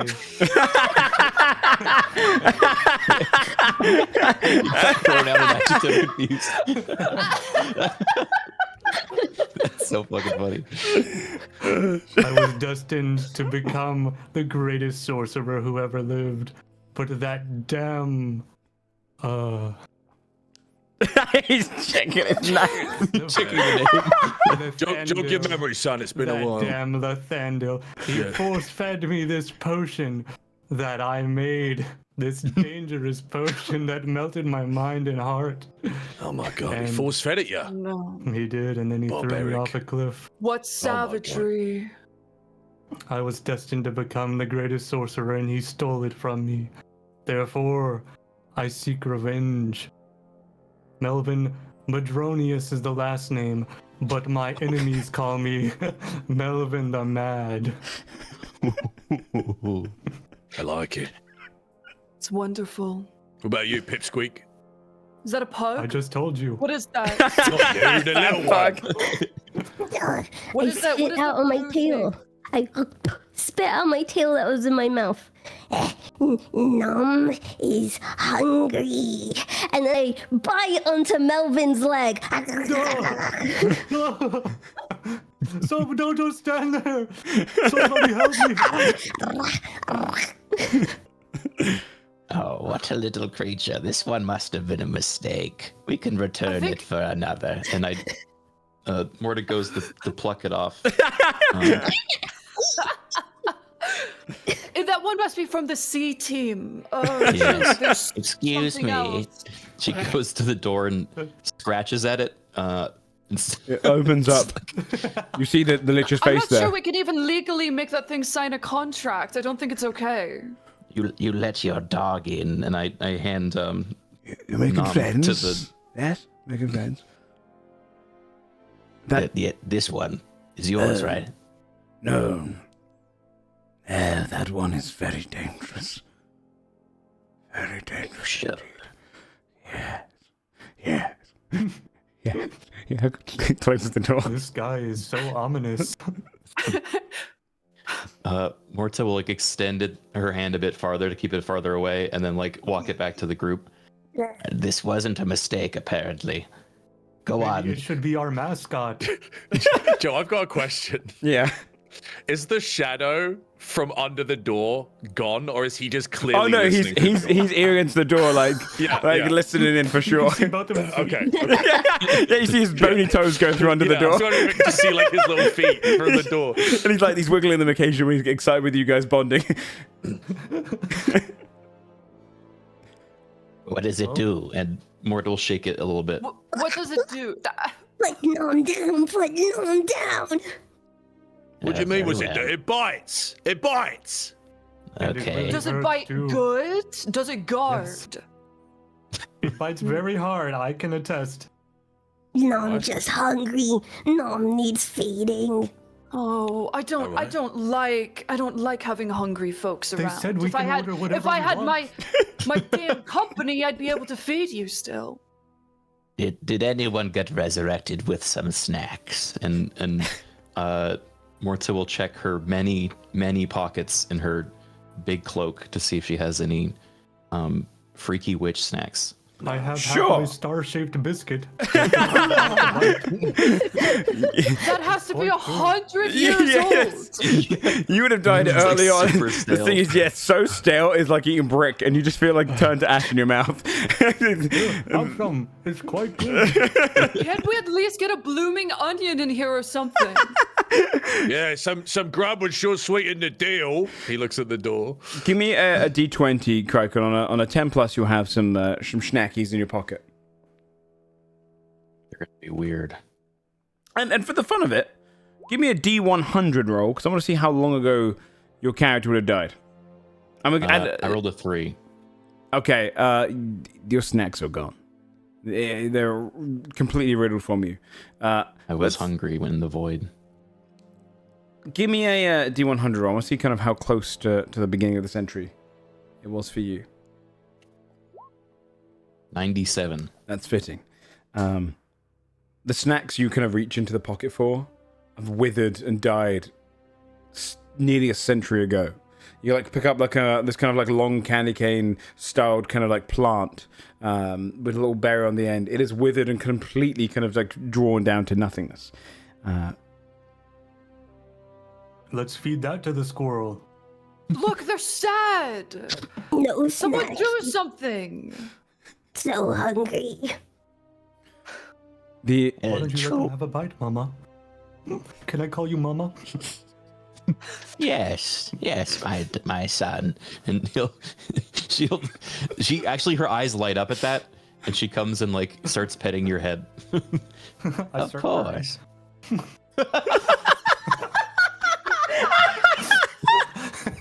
That didn't take long. Oh, fucking hell, dude. It's an hour and 52 minutes, that's it. Not even. Not even, because we started our past. So, hour and 22 minutes? oh shit. Okay.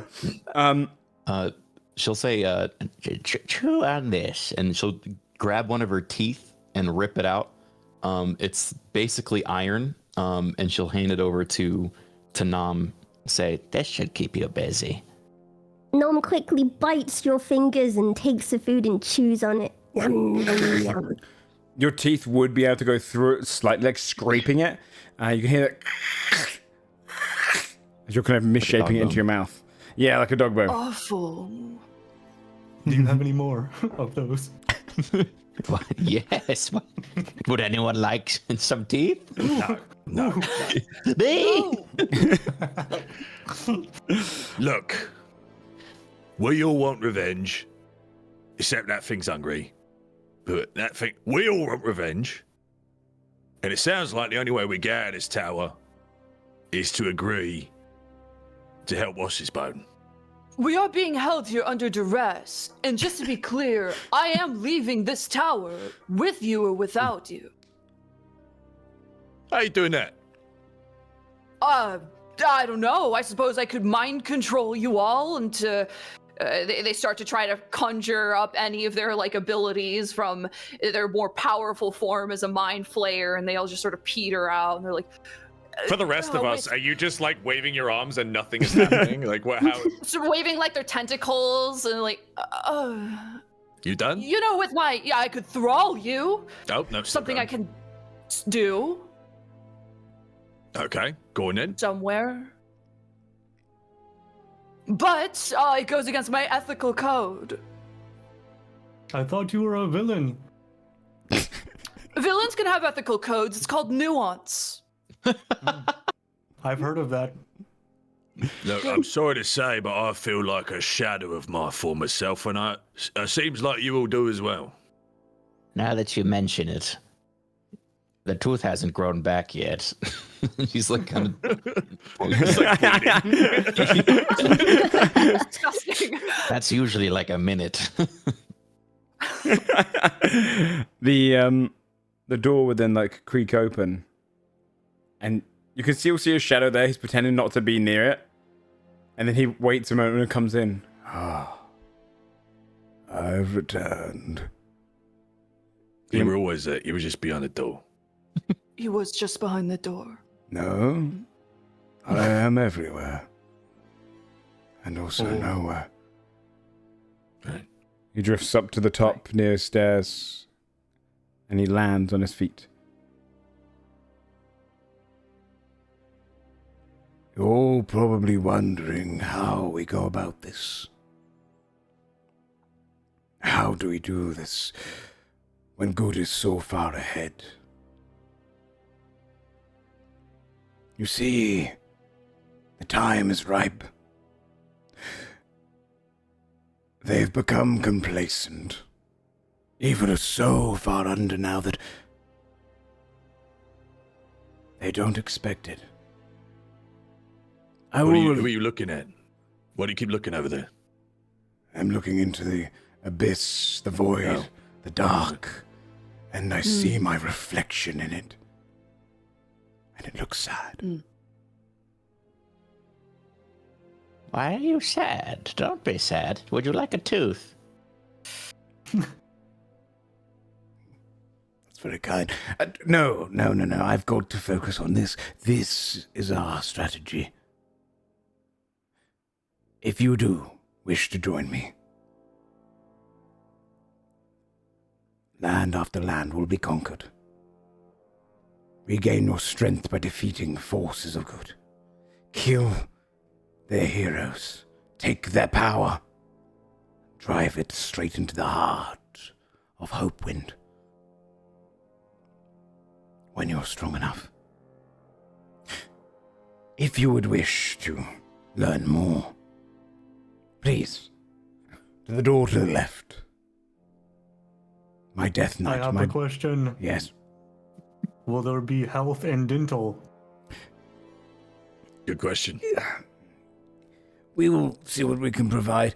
There are some former doctors among my raised few, but as opposed to health, I must say to you that these phylacteries are a one-time gig. If you die out there, I cannot save you again. One more question. Yes. How did you save us the first time? I'm glad you've asked this. Okay. Thousands of evildoers connected by an essence. You all share that same portion of magic. I learned how to create phylacteries based on essences. It's a really complicated magic, actually, that only I've ever really achieved. That's why you saw all those phylacteries out there. Many of them are kind of lost opportunities, but the five of you are connected. In your previous lives, at some point, your magic was fused together. Allow me to just grab you from the air. As I was also connected. Does that make sense? Well, I'm just Okay. confused because if we die again, why can't you just do it again? Exactly. You did it once. We're connected, aren't we? I've only Probably, Yes. the implication is that we probably weren't good enough, and they're gonna try with another round.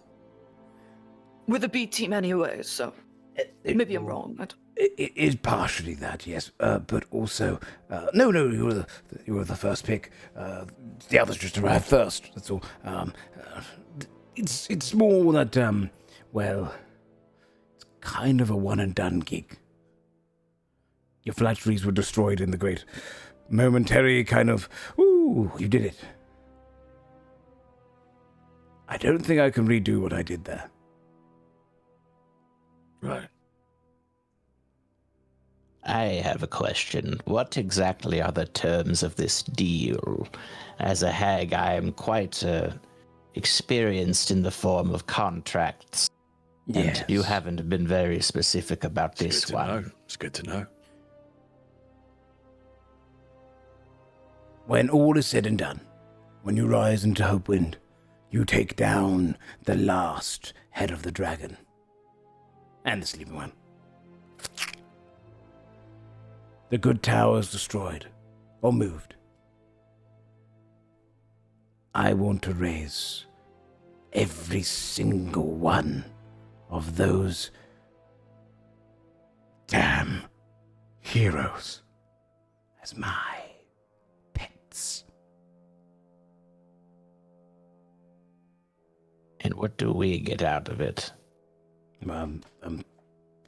Other than saving your lives, sending you on this great mission, give you another chance. I don't know. Perhaps me as a benefactor. Perhaps me, I can help you out along the way. Send you advice. Ooh, perhaps some resources. Here again. What the fuck do you mean that I got you? You're only here because of me. Are we on a leash? No. If we're only here because of you, what if you just snap us away? No, not that kind of leash, Melvin. Please, the adults are talking. That's...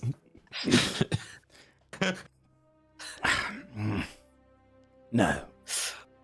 You are free to go about your business as you will, but you betray me. And, don't. Okay. Simple enough. One moment. He kind of floats into the back, and you can hear the kind of mermaid speaking. Roll perception checks. So you just go into your little sheet. On the left, there'll be all the words. It'll be in alphabetical order. You just click the word perception. Okay. We got. By the way, I don't show the rolls on screen, so you can read out your rolls if you like. That's 3. 3. 24. Oh my goodness, Mama Morta. Very good. Very Okay. perceptive. Done. Jinx, yours is set to whisper because I was practicing your sheet. So up the top, if you click it, will say public. But you rolled a 16. Okay. Mama Morty, you can pick up on the sounds from the back room, and you immediately hear him start talking. You can hear kind of like the mumbling is kind of being coherent to you. You can hear him basically going, I told you. Why didn't you help me come up with some sort of failsafe? We should have had it so their souls are bound to me. You idiot. No, they're going to betray me. And then you see him kind of come back out. Yes. Just a little matter of death. Welcome, my friends. He floats into the center. To my left, my Death Knight and General Henry. He has the battle map. He can tell you of the locations across Tropia in which you can invade and destroy, and what to expect there. And to the right, my Wraith, my confidant. She can tell you about the Heroes 13,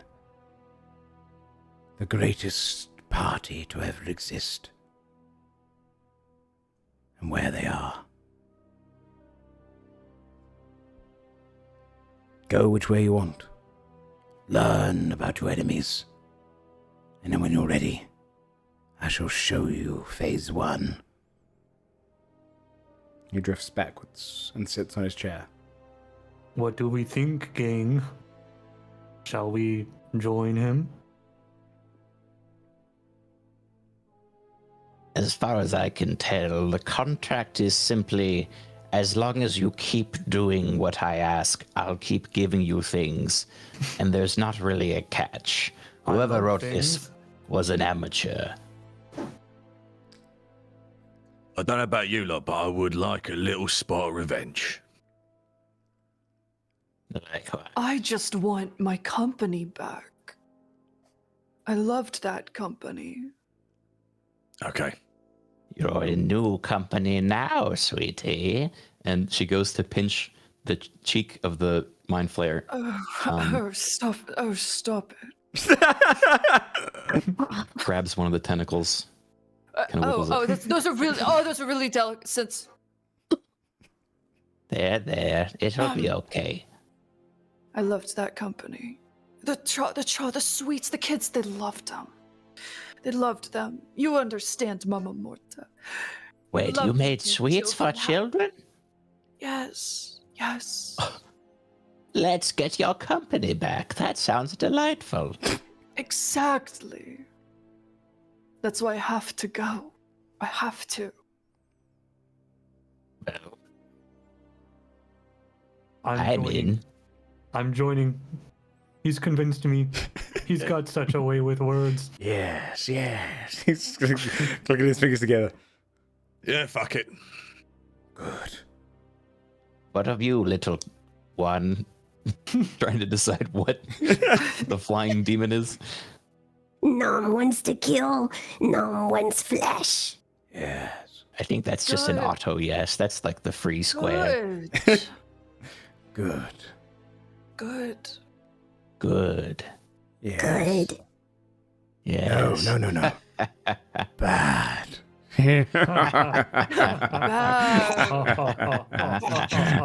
Choose a side. What were our options again? Right, Henry is to the left. He will show you the battle map of where you can attack first. And my Wraith is to the right. She can tell you about the Heroes 13. My vote is the battlefield. Shouldn't we learn who we are hunting first? I want to know What about if we the find out when we get there? You want to be surprised. Guys, we're doing both. It's just an order of operations. We go Yeah, left, then right, or right, then left. What It if we doesn't really split matter. up? Yes, And we have dialogue with two of them at the same time, and then we can relay that information. I'll This is stay what I here. call the illusion of Yes, choice. and you stay in the middle. Melvin's in the middle. good. He can relay information from one group to the other. Yes, this can be done. It will piss me off, though. But if you want to go, it's up to you. Nom starts running to the left. Towards the Henry in the battle map? No, the you right. fly Okay, away. okay, you're left. Okay. Okay, you start running in towards the Wraith room. Where does everyone else go? Yeah, I would like to see the heroes. I just I'll have just a go with the group. feeling. Yeah, just follow. This is at this Well, point. You. I alone will go right. No, I'm kidding. We're all going right. Mama? No, we're going left. Should we? No, we're stay going here right. then? Joe, we're confused again. Which way is the Yeah, the information? literal, my right, your left, everyone. Okay, I'm facing off. Like, oh, he turns around. Left, right. Left is the Wraith. The right is now the battle map. We head to the left. Yes. And he sits back down.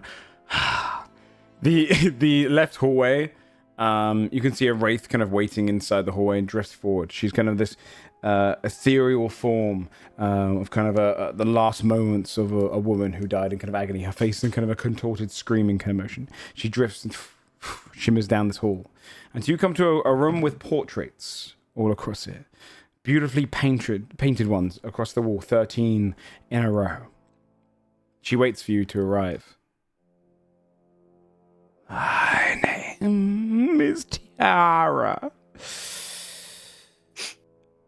Hi, Tara. Hi, Tara. Hi, Hello. Tara. Hello, Tara. Oh. You weren't our first choice. We wanted to go the other way, but Don't. shh. I am here to tell you of them. Of the 13.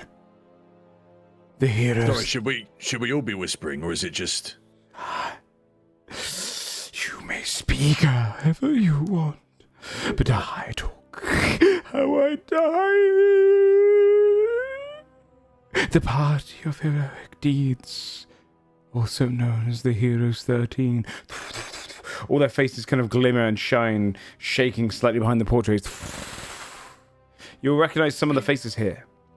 Each one of these portraits represents a different class. Artificer, Bard, Barbarian, Cleric, Druid, Fighter, Monk, Ranger, Rogue, Paladin, Sorcerer, Warlock, and Wizard. Which one would you like to hear about first? Did each of us get killed by one of these?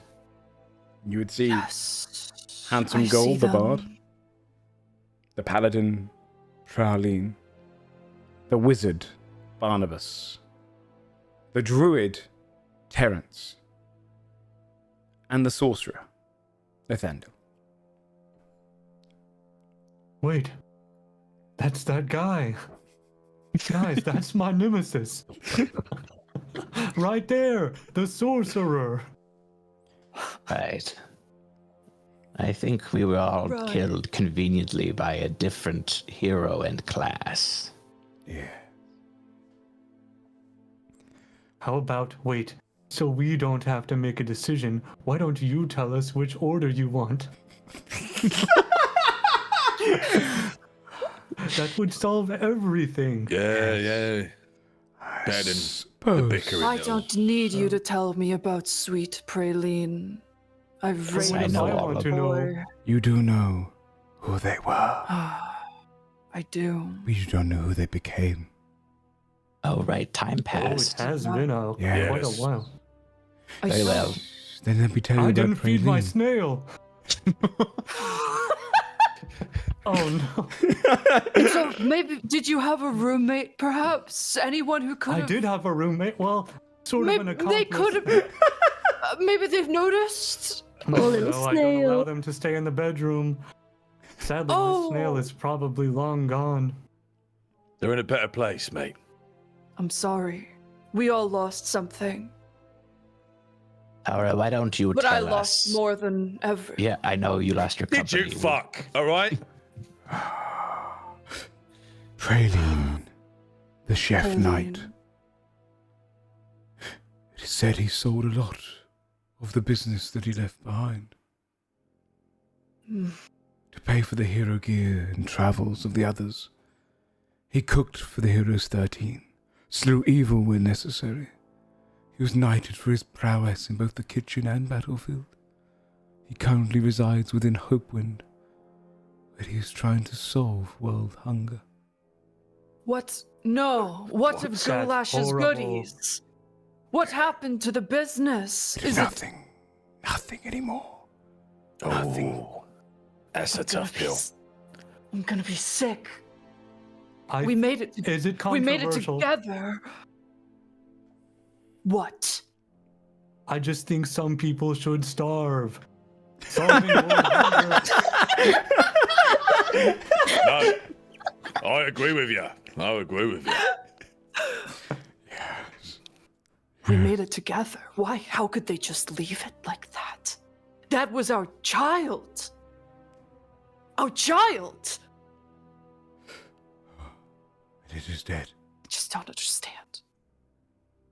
You must get to Hopewind when you are strong enough. Prevent this. What level would that be approximately? Around 20. She right. drifts over towards another one of the portraits. This is the artificer known as Smeltermorn. You see a dwarven woman, broad, stocky. She's believed to be the embodiment of a god, Rune. Smelter is seen as the greatest inventor and mason in all of the mountain range of Rune's hearth. She is treated as divine deity inside the mountains, responsible for the good wall's design and much of its defenses. She needs to die so we know how to bring down the wall. Who would you like to hear about next? Tell me of the fool gold. Handsome Gold, greatest bard of his time. After slaying you, Mama Mortar, he became a legend. His songs are sung by many, many people paid far and wide to see them sung again. But he couldn't milk it for much longer. Handsome knew he needed more songs, so he used all of his money to pay for magic to be bound into him. He stole countless heroes' powers, paying them off. Now he is a bard of legend. He sang the songs of the Heroes 13, and it is said he lives lavishly within Hopewind. That's so cool. A little sensitivity. Yes. So he's also in the capital that we need to get past the walls. Yes. Tell me about the druid. Terence the Shrew. Yeah, that one. He bought his way into greater fame. Of course he fucking did. Said that he used his mass wealth to pay for druidic infusions. My mass wealth, not his. Go on. Sorry. Making him greater than any other. Trained by the greatest of druids, he has grown only richer as the years have passed. The others tolerate him in the 13, but he currently resides in Hopewind. Older now than when you knew him. His son, a halfling, Tarius, runs the operations in the Merry Meadows now. Bastards. We could kill a halfling. How hard could it be? It's pretty easy. Just get me some Yes. milk. Case in point, I suppose. It points at the halfling in the party. I'll have you know.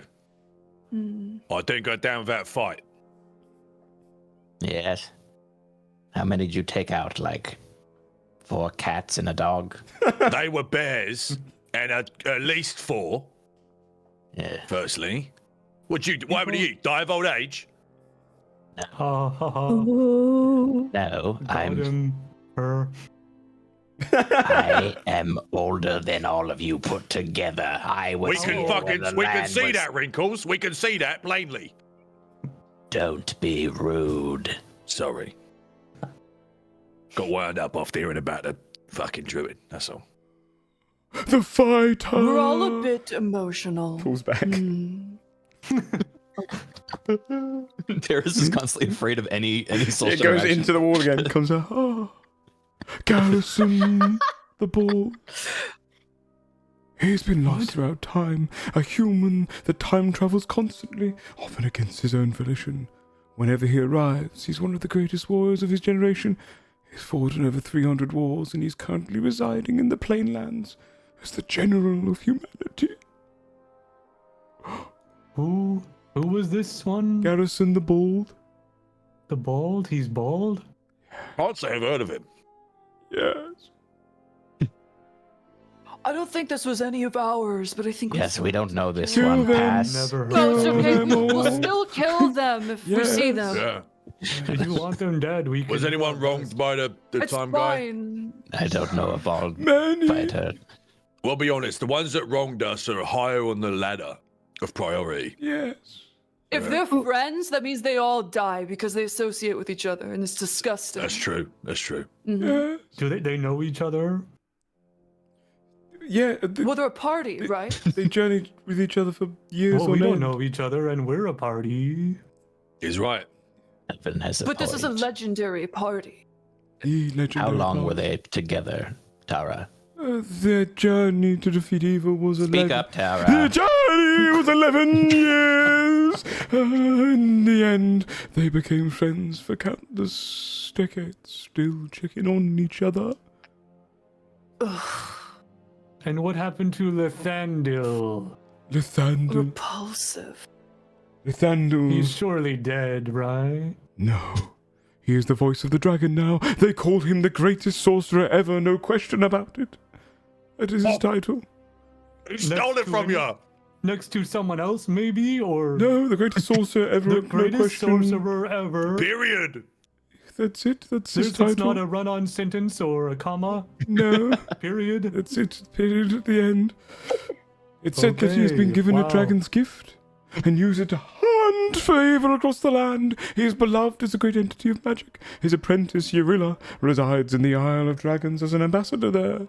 Lithandil serves. Eurilla? Yes. Wait, is that my cohort who... Yes. Wait. Must you think about... She might have your snail. Think about that. Oh, Lithandil is It's in possible. the capital of Hopewind. Snails do live quite long. How long has it been don't- since Melvin died? Do we get a roll for that? Yeah, go and do your D100 roll. Wait, are we all D100s? Sure. Is it random? Mine was 97. 11 years. 11 years. He joined late. Oh, the same Holy year. Same Yeah, year. Mortar and Gulash died on the same year, 97 years ago. Darius, 92 years ago. There you go. And then 70 years ago, none, which means just Melvin died recently. By the way, after evil has been defeated, good was already at a rise at that point. No. He just died on his own volition. Kind of fits his story. No one else was aggressing him. It just was a Yeah. self-implosion. Nathaniel had already done their travels beforehand. They just joined the tower afterwards. And you did it to yourself. The monk, Taikarana, fist of metallic wings, a platinum dragonborn lady that serves as the warden to the trapped dragons of the Isle of Dragons. She is said to be able to kill with a single punch. Totally original concept. I could do that. Yeah. Could do that. What are you eating? It's a mozzarella stick. That's a 92-year-old I found it. mozzarella stick. Yeah. Yeah, you see one of the zombies is holding a tray. Stick. He's holding a tray of mozzarella sticks. Tom looks up. Surprisingly good catering. Oh, give one to the little thing. Kind of holds it down Yes, towards yes, you. it's hungry. The zombie holds the plate down to you now. What does this little thing recognize any of these? Yeah, point to the one that Go, did go you on, wrong. point to one that you hate, like extra. Nom is so overwhelmed. They're looking at all the faces and they can't think straight. They don't know. Maybe this Oh. one? This is Lathandil. He's so bad. Like I You're trying to saw. double up on yours.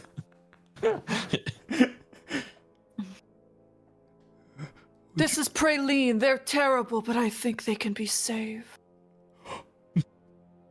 No, you have to kill all of them. Please kill my We master. have to kill him. Yeah, we have to kill him. Please don't save my masters. You made a deal. The little one. You were bound by Barnabas the Slate, yes? Yes? Yeah. Yeah. Yeah. Since you're binding the Wizard Builder Council of the other wizards, each representing a different colour, he separated them across the various lands where they reside as counselors to the forces of good in each one. It is said each wizard has a rune on their body, but what, who knows? And as the leader of the council, he serves as an advisor to Hopewind's king. However, with the king absent currently, he is the pseudo-leader in its absence. The king, you might ask. Henethar, the king who returns, the ranger. As good You are Rose. very well informed This is for a my... ghost that doesn't leap. You're just very impressed. Thank you. It is my job. All I do is know things about the 13 and weep. Right. You see, Henethar, as good rose against the forces of evil, they need someone to rally behind. So they did behind Henethar, last of the line of Ranger Kings. His crowning marked the end of an evil era and the beginning of a good one. But ruling wasn't much to his favour, so he left the capital and spends most of his time with the elves in Mistwood. I feel like I've heard this story before. No, it's a new one. I've noticed that when you info dump, the wailing kind of stops. Oh, Less scared. that is Are true. you better now? Feeling better? Yeah, a little better. The barbarian Angerbold of the Angry. Oh, it's back again. Orc of legend, she is named for her prowess in the boulder tossing games. She grew up doing it. Said to have legendary strength, and she roams the Beige Flats now, serving the 3 clans as a hero. The rogue, Shadow Darkness Umbra, Nightblade, Knife in the Dark, That's so Shadow cool Knife of in the a Dark, name. Dark Shadow Really Knife cool in the Dark. name. Her name is Yeah, it's actually cool name. Sarah, and all of these are her titles. She lives in the Underlip, now serving only as an assassin for those who deserve it. It was her blade that slew my master Sarcanthus. You all right? Good. God bless you. Maybe we should get you to a speech therapist. That could help. The warlock of Arelix, the god of love. This tiefling is said to have many more patrons than any other warlock out there. She wields the powers of devils, deep creatures, and fae alike. She betrayed the very Badlands, luring many of her own kin to their deaths before joining the Heroes 13. She was trying to raise the ground castle into the sky once more in the Tall Prince. These are 12 of the heroes I've told you. The last points to a cleric, and the face of the cleric is shimmering, disappearing. The cleric is unnamed. His name was purged by a wish spell. All that is known of this former member is that he was once their great healer of the party. He served in the Heroes 13 as a devoted voice under the guidance of the Good Dragon.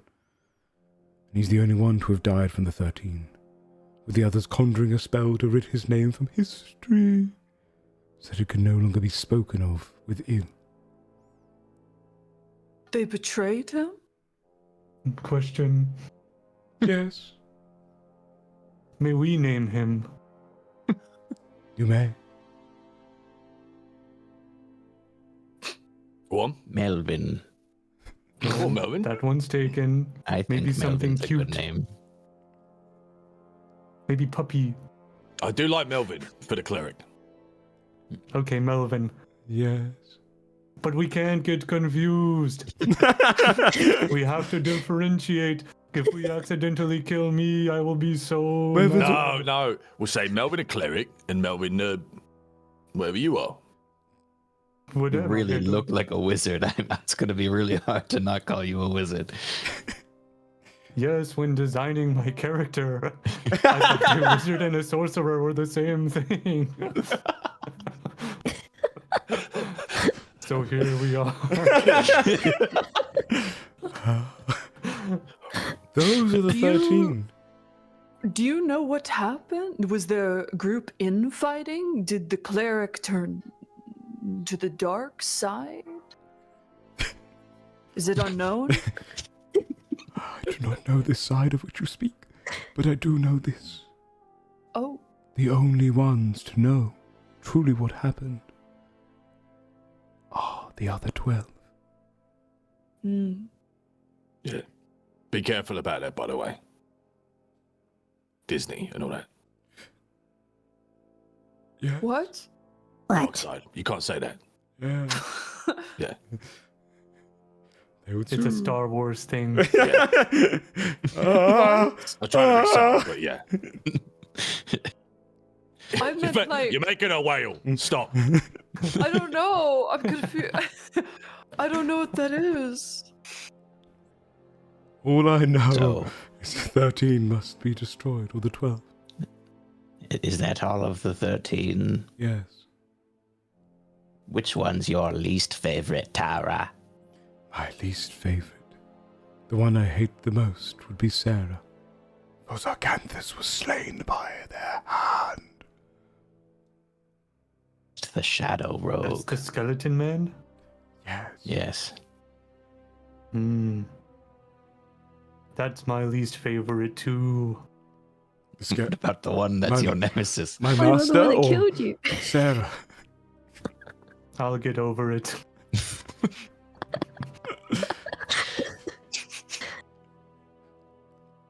Shall we move to the right side of the room Yes. now for the next part? Yeah. Yeah. Thank you. You're Drifts welcome, inside. Tara. Goodbye. Garrus will- Bye, he'll Tara. grab a handful of mozzarella sticks before they leave as well. Yeah. Bye, Tara. Bye. The just kind of drifts, breaks apart into the wall. You wander back across to the other side, wandering into the other hallway, where you would see, located there, is this kind of raised platform, kind of built up almost like a slope, and it's a 1-for-1 practical like recreation through like kind of miniatures of the island and continent of Tropia. It is raised so you can all see it. Behind it, sat with their legs either side of it, is a large undead giant who's still kind of chiseling and working on portions of it. You'd see inside a headless death knight in his full suit of armor stands there, and a skeleton gnome is beside him, folding their arms, waiting for you all to arrive. And you wander inside, and I'll put the map on the screen for you guys for this. So that we may look at this. The land of Tropia. This is what you see in kind of a big kind of ornate, almost like a mural, kind of like redesigned statue of miniatures. From the bottom, starting down the very Badlands, it kind of builds its way up. You can see the giant is chiseling at the top of Hopewind, trying to get the shimmer in. As you enter into the room, the Death Knight starts wailing his hands with no head. You see the gnome look up and goes, "Oh, welcome. Welcome in. Hi. Henry would like to welcome you to the battle map. and where you shall drive your forces going forward, onwards, and up. My name's the Mouth. Are there... I'm translating on behalf of Henry. Right, that's what that is. Okay. So no. Is there a welcome recommended to- level for each zone? No. It is recommended that you do not fight Hopewind until you are strong enough. Right. Right. I feel strong enough as it is right now. Yes. What do you say, gang? Well, it's been a fun Where are campaign. we right now? Point to us on the map. Right now. You are here. At the bottom. Not quite in the Shadow Tower itself. But far. That's a long way, gang. Maybe we start closer. Yeah. The I was lands. saying you have ways of teleporting us to the different area.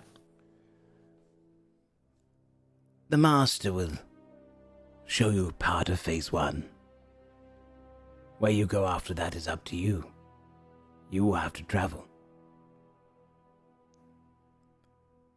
You'll learn that soon. In the meanwhile, welcome to the end of all things. Sorry, no. Thank the end of you. everything. The end of everything. Sorry, Henry. Thank you. Is that the slogan, sort of, the nickname of this place? No, this is Tropia. Wait, you lived. Oh, you're saying welcome to the end of my speech? What are...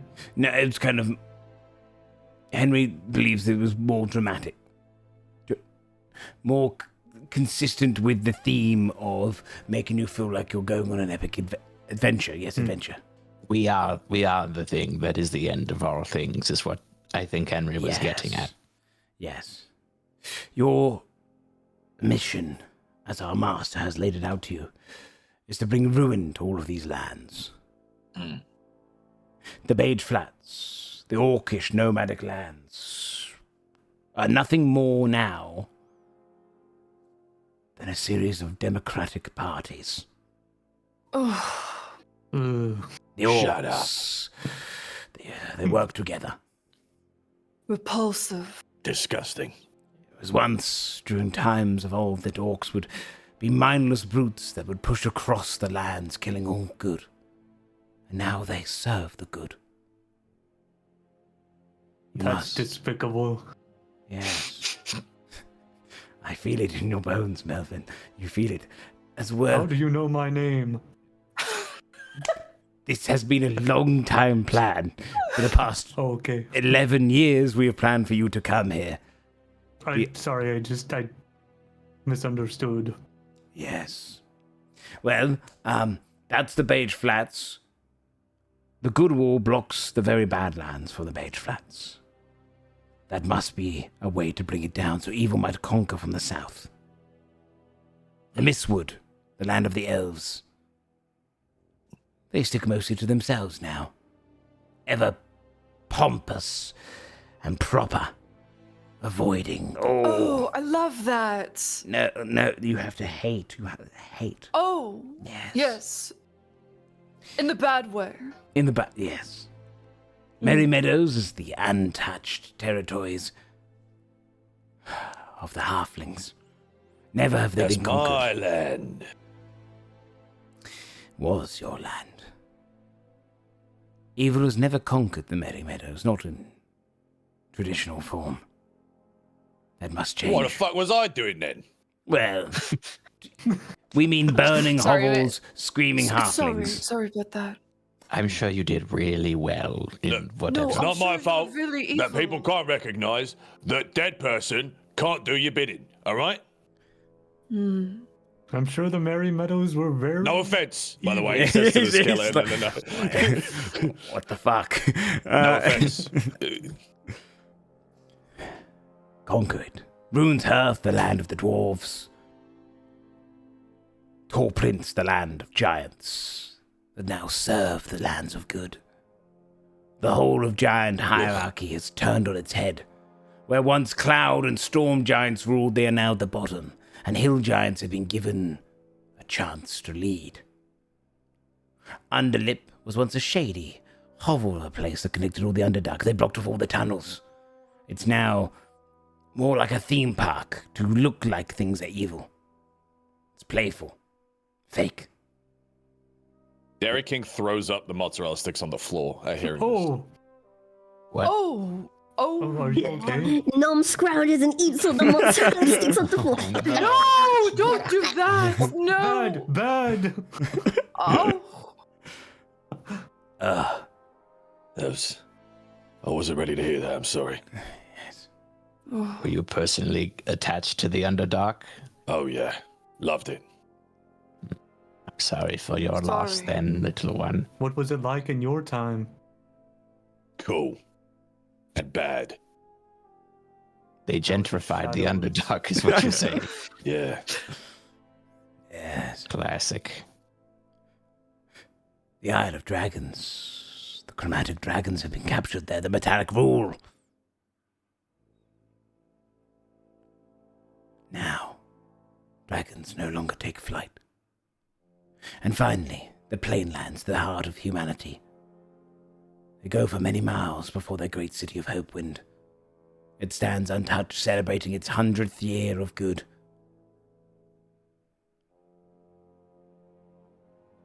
If you conquer each of these places,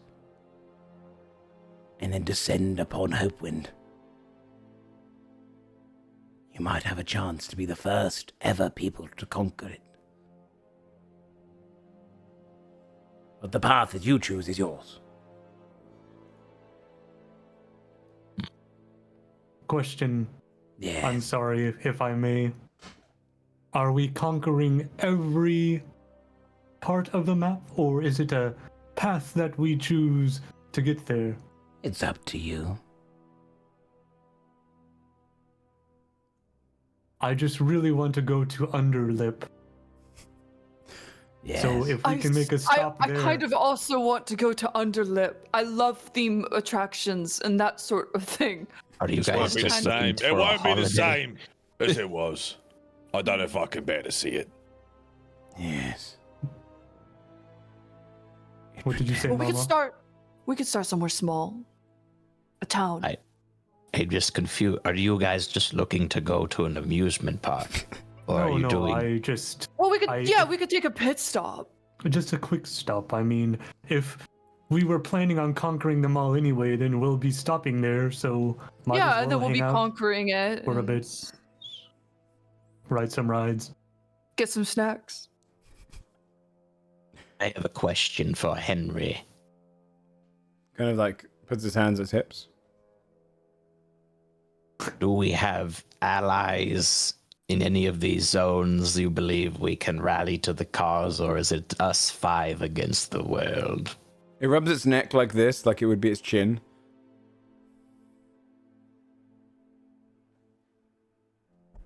And you see, evil has not been gone from all these lands. It simply hides. We can put you in touch with some of our contacts, but you might have to find it yourselves. In every pocket of the world, darkness still looms in corners. I know you didn't say that, Henry, but it sounded cool. You see Henry kind of puts it across his arms. That's beautiful. I also believe Underlip could be a good starting place. But wait. How will we get past the wall? That is where Phase 1 goes in. But I won't spoil the Master's plans. Maybe a hint? A teaser. He has an idea of how to get past the wall. And Okay, too much. I don't You're want over to teasing. spoil. Reel it back. yes. He kind of pulls back. And Henry just kind of like places a hand on his head and shakes to him. That is all. You are prepared. You know the world, your enemies. Can Henry come? No. Henry will stay. Okay. But when he is to lead the armies once you have released the good war. So until we do that, he's free. Yes, but Henry is extremely powerful. Right. That's better. And must stay That's here awesome. to That would protect be the useful. Lich. Right. If we send Okay. Henry, we might lose him. He's pretty big. I don't see how we could lose him. I feel like our chance of success goes up drastically if he just comes with us. Yes. He says yes. It's decided Well- that Henry will come with us. Do you know what? Roll a persuasion check on a nat 20. You can bring Henry with you. Don't make Who's me rolling? roll. I can't. Well, it's a nat 20 anyway, so it doesn't matter what. Oh, the okay. stat Yes. is. Yeah. You just hit it. Whoever Easy. wants to do it. Come on, Maybe we Hag. volunteer the little one. Oh, Oh what? no! Natural one. A nice natural natural one. The Henry just looks like, well, faces their body towards you. I can't say that, Henry. No, go on. What's he said? Henry, they'll kill me. Go on. Henry, I didn't notice. Please, don't make me say it, Henry. His hand just kind of goes towards the skeleton's head.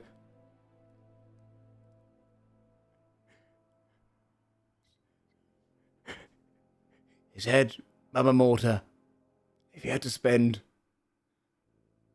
even 5 more minutes in your proximity,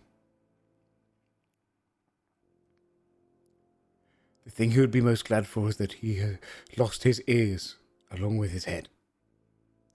Um, Kill Adam that Morta. little thing. Madam Ward is going to try to kill that little thing. Yeah. She hates rude people more than anything, and that was really rude.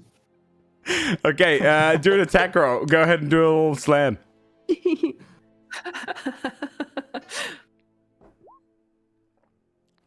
Oh, that's just that. Sorry, Okay. bad roll. I miss. You would miss the little guy.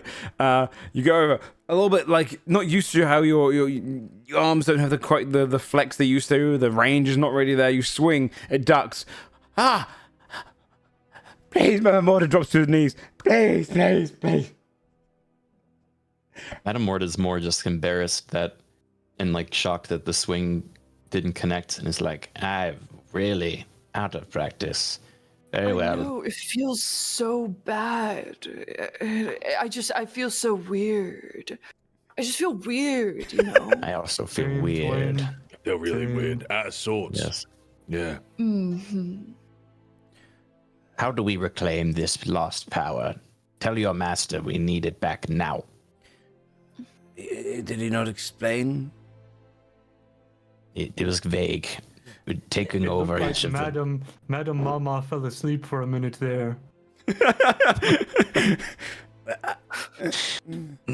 Henry says, I mean, by destroying things, killing, reverting your souls back to their strength. The death of good always empowers the strength of evil. Everyone knows that. Okay. It's true. Yes. So just evil stuff. Evil stuff. The more you hurt people, the easier it becomes to hurt people. Hurt people, hurt people. I just hear two commands. Yes. Well, where is it that we go? Let's make a decision. Well, that's where phase 1 comes in. The master is waiting for you. Okay. Okay. Where? In the main room. So are we free to go, or Yes, yes. is there anything else? Also, Yeah. they had mozzarella sticks in the other room. Have you guys got? We Any? could get some more of those, yes. And a root beer, if at all Henry doesn't have possible. a head. Fine. A root beer as well.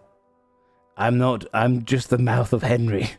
I'm not the one to be delivering food orders to, but I'll see what I can do.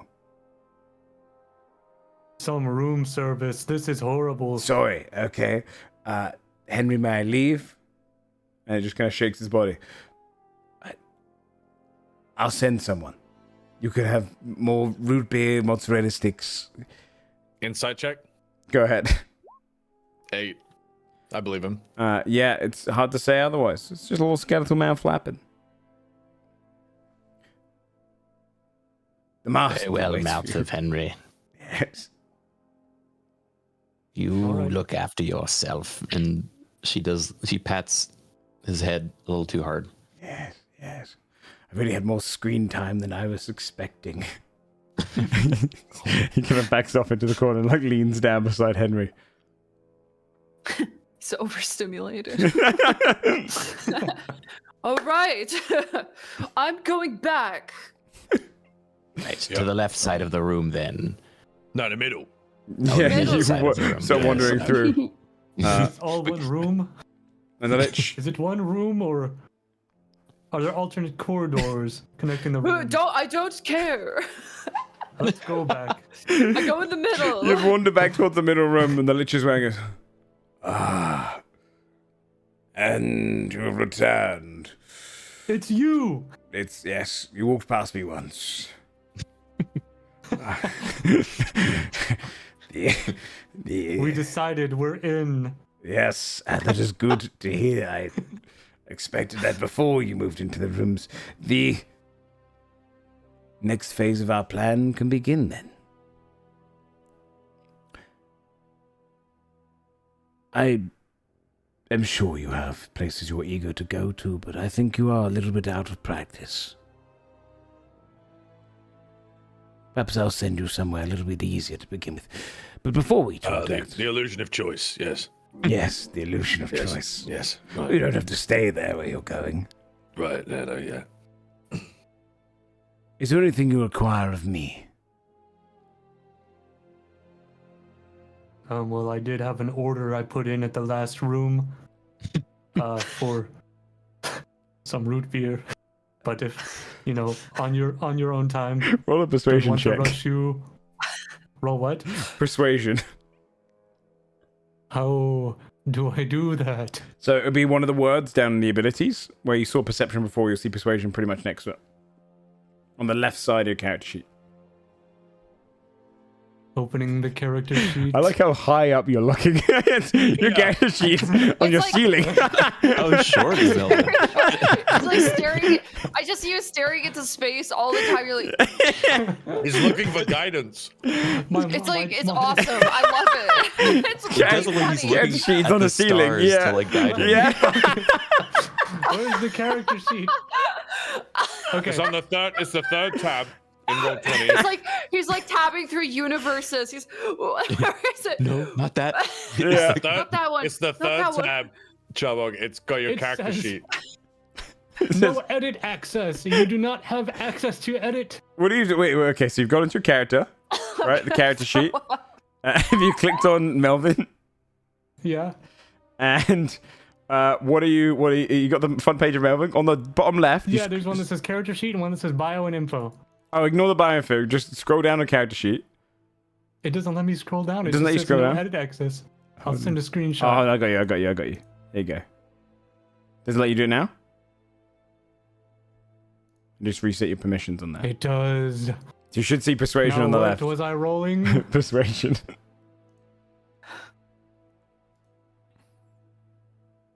I'm gonna request that nobody looks at me for a moment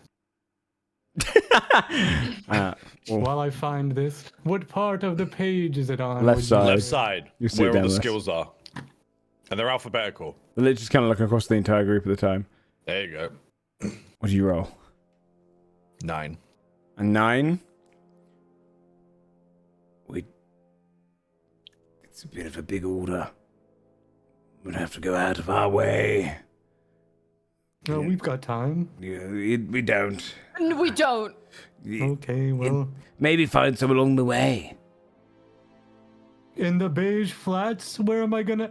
Oh, okay. Merry fine. Meadows, best root beer you'll find, my friend. Then it's settled. We'll make a pit stop by Merry Meadows on the way to Hopewind. Yes.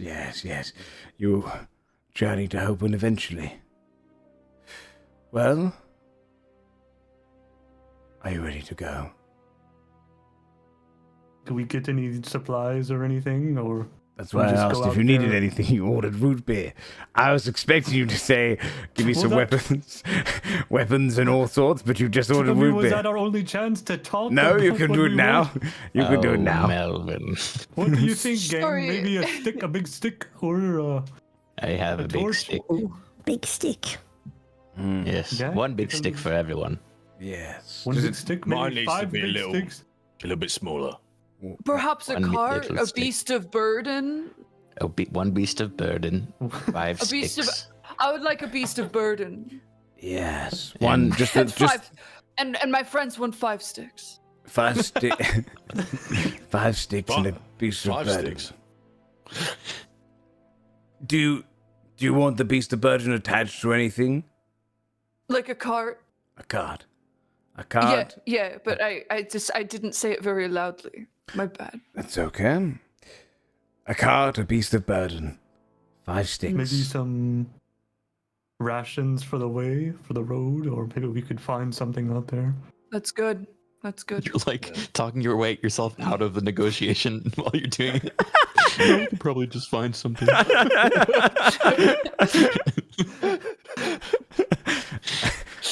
Rations. Really, I don't want to step on any toes here, so Rations. We a beast each of burden. require a magic item. Ah. Of what kind? Random.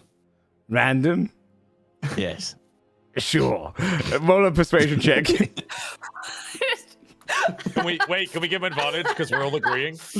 No, because you'd usually have disadvantage because you're just asking for a magic item and all you nodding. asked what we wanted. Yeah, we were just answering.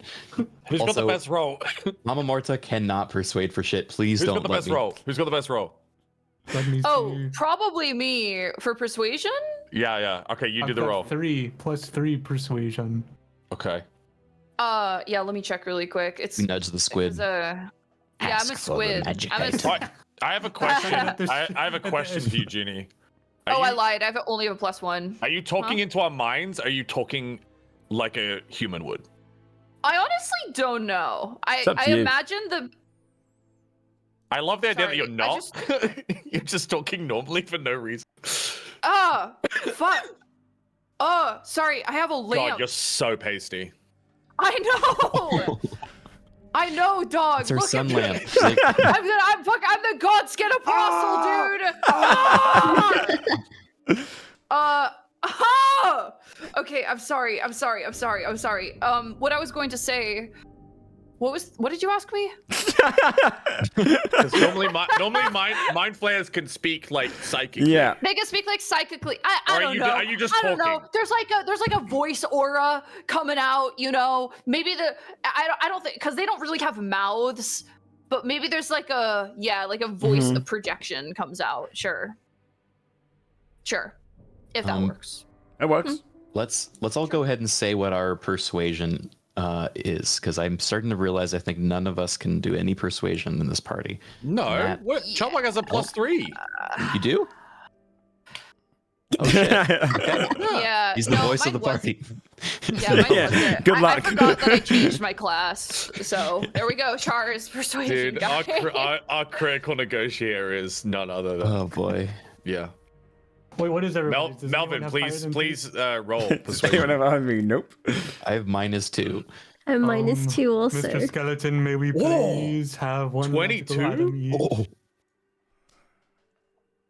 That's a 19. Fine.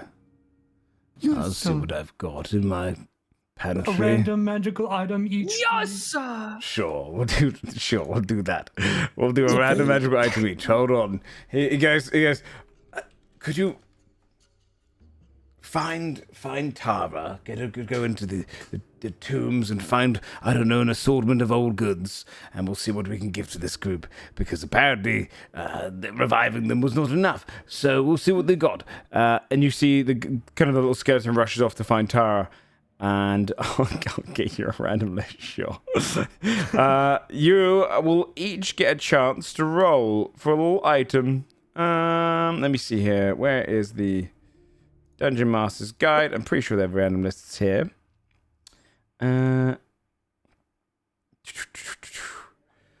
Okay. Magic items. That's potions. Okay. Give me. Who would like to go first? Me. You want to go first? Do it. Yeah, I'll get the bad rolls out of the way. Or the good one. You take the good one. I see you. Oh, who's to say? Who's to say? What am I doing? It's going to be a D. Let me see it here. Okay, it's going to be a D100, please. Okay. Whoa. Ooh. That's a good roll. That is a high roll. You see, Not sure if it means anything. Boomerang, come on. a series of the It magically returns to you when you throw it. zombies step upstairs and they crowd around. They hold boxes out. They've got 5. And in box number 1, opens up and a wand rises out. It's a wand of magic missiles. It has 7 charges. While holding it, you can expend no more than 3 charges to cast magic missile from it. For 1 charge, you can cast the first level 1 version of the spell, and you can increase the spell's level by 1 for each additional charge you expend. And it regains 1d6 plus 1 expended charges daily at dawn. So you have a little wand of magic missiles. I'm going to keep going with fantastic. I don't mind that. I don't mind that one bit. It's pretty good. That is pretty good. Who's next? Good luck. Good luck, guys. Good luck with your stupid stick want that makes to a go. flower grow or whatever. Very well, go. Yes. Box number We 2. all rolled 91s and we get 5 magic missiles. It's a Gatling gun. The wand of magic detection. This wand has 3 charges. While holding it, you can expend 1 charge to cast detect magic from it, and it regains 1d3 charges at dawn. So, a little wand. This is awesome. Yes. Who else wishes a little roll? Nom. Go for it. God, how did it? Got it? Opens up. It is going to be a spell scroll rises up, and it's a spell scroll of fireball. Shit. Comes down. What is this? Be careful, little one. Nom starts chewing on it. You see spell scrolls, because they're infused with magic, your teeth chew on it, but it doesn't damage the material at all. Oh, perfect. Yeah, it's a little that's chew awesome. toy. That's a You got a chew toy. Dom's chew toy is a scroll of fireball? That can't. Yeah. Surely that's going to That's be awesome. fine. That's so good. It's gonna go wrong. Who's next? I'll go. 69. Nice. Nice. You see the the chest wee opens up, number. a rope comes out, 60-foot rope of climbing, sorry. It can hold up to 3,000 pounds. While holding one end of the rope, you can take the magic action to command the other end of the rope to animate and move toward a destination of your choice, up to the rope's length, away from you. It moves 10 feet on your turn when you first command it, and 10 feet at the start of each of your subsequent turns, until it reaches destination, or you tell it to stop. You can also tell the rope to fasten itself securely to an object, or to unfasten itself, to knot or unknot itself, or to coil itself for carrying. If you tell the rope to knot, large knots appear at 1 foot intervals along it. While knotted, the rope shortens to a 50-foot length and grants advantage on ability checks made to use the rope. On it keeps going. And the rope has AC of 20 HP, which I think is more than the entire party. What the and hell? immunity to poison and psychic damage. It regains 1 hit point every 5 minutes as long as it has at least 1 hit point. If it drops to 0, it gets destroyed. That's the new tank. Cool. Yeah, you got a new tech. Yeah. That's And awesome. then finally, Madam I'll Walter. take the last one. 14. The last one, you see a chest open, and this kind of bluish, like dark blue, kind of almost navy-like cloak appears. The cloak of the manta ray. While wearing this cloak, you can breathe underwater, and you have a swim speed of 60 feet. It requires achievement. Yes. Yes, but I remember getting that one years ago. Oh, that was yours? Yes, all of these belong to me. Thank you for giving them to us. What's They're the ours now, story? right? Because you've gifted them. Well, yes, but you know, you'll put them to better use than I would. Very well. Are you ready to leave this place? I'm ready. Yeah. Yeah. Yes. Yeah. Yes. Then he steps into the circle platform, and you'd see zombies come around, grab hold of the tables and chairs and move them. And you can see there's a big round disc on the ground below you. There is something I have not been fully truthful about, until I could trust you. Also for the dramatic effect. The ground starts rising you up. You see, if I had brought you Continues to twist. to the Shadow Tower or close to it, we would have no chance of getting over the good wall. It's too well defended. Keeps going up. Yes, we could have potentially raised an army and attacked. And on success we break through, but then the good forces in Tropa would know we're coming. Keeps rising. You see, there are two places. Two places that are worth conquering in this land. See light starting to drip through the top. The first is Hopewind. Never been conquered by good, but very hard to do. It stops. There's rounded windows in the room you're in. Old wooden furniture. But I feel like you need some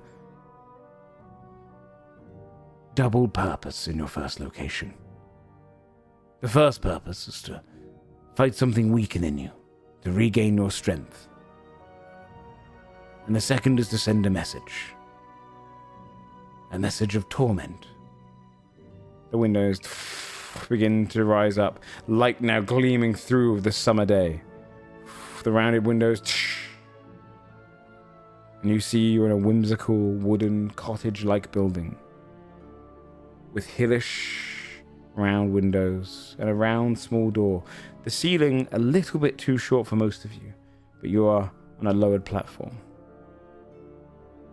Outside, many more hovels and small rounded homes. A couple of halflings skip by. They're running around a maypole, doing a little kind of dance. A couple hold their mugs and clash them together. Oh, no, no, no. A couple of them are carrying wheels of cheese, selling them down the road. Yes, see, our mission, it concerns much smaller enemies. The Merry Meadows has never been conquered by evil. And with False. the good It's head, patently false. well, officially. But this area concerns a much smaller enemy. It concerns halflings. And you can look out of the window to see you are in the center of the Merry Meadows, in a town not too far away from Cheddar, with a series of halflings who have no idea who lives within this home or what evil is about to overcome them. We'll end our first episode there with you guys on the precipice of your adventures on the outside. Thanks everyone for playing and joining us on this. We finally got it going, and we now get to experience as you guys go on a big old evil mission across the continent. You don't have to stay in the Merry Meadows. You can go wherever the hell you want now. But we're staying. Oh, we have evil to do here. you have evil to do here, and the poor halflings didn't realize you were coming. Thanks everyone for joining. Awesome reveals of your characters. Great job, everybody. I know for our 2 new members who've never played D&D before, you guys killed it. Congratulations on joining. Yeah. You'll warm to it really easily. You'll see you've pretty much learned 80% of D&D, which is just to roll with the punches and roll the D20 whenever it comes up. The other 20% is just the combat, so you'll see that when it comes up. But you both did great, so thanks very much for choosing this as the first place to try D&D. Otherwise, yeah, it was fun, dude.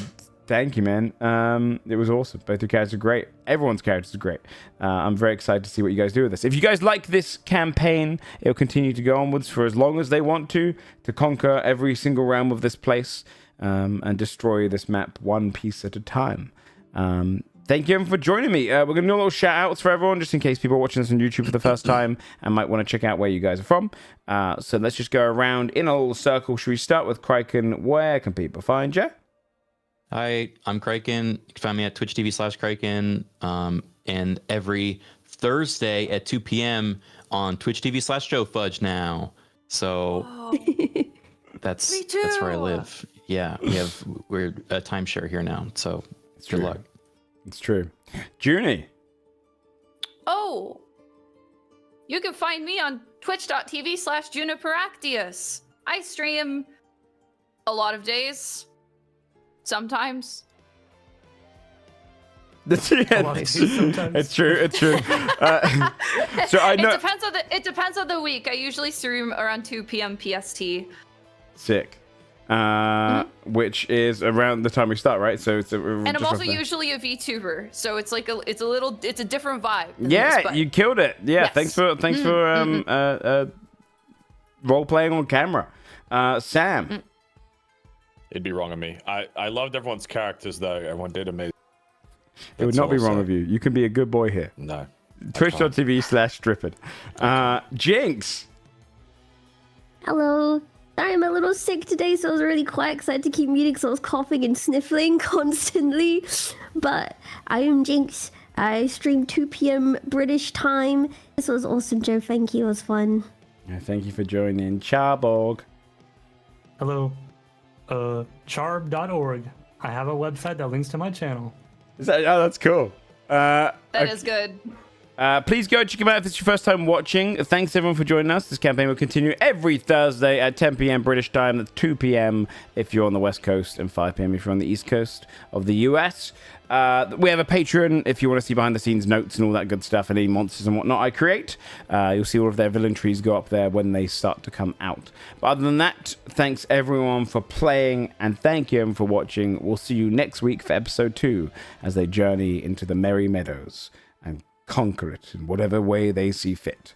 We'll see you guys then. Thanks so much for playing. See you. Bye. Thank you. Bye. Bye-bye.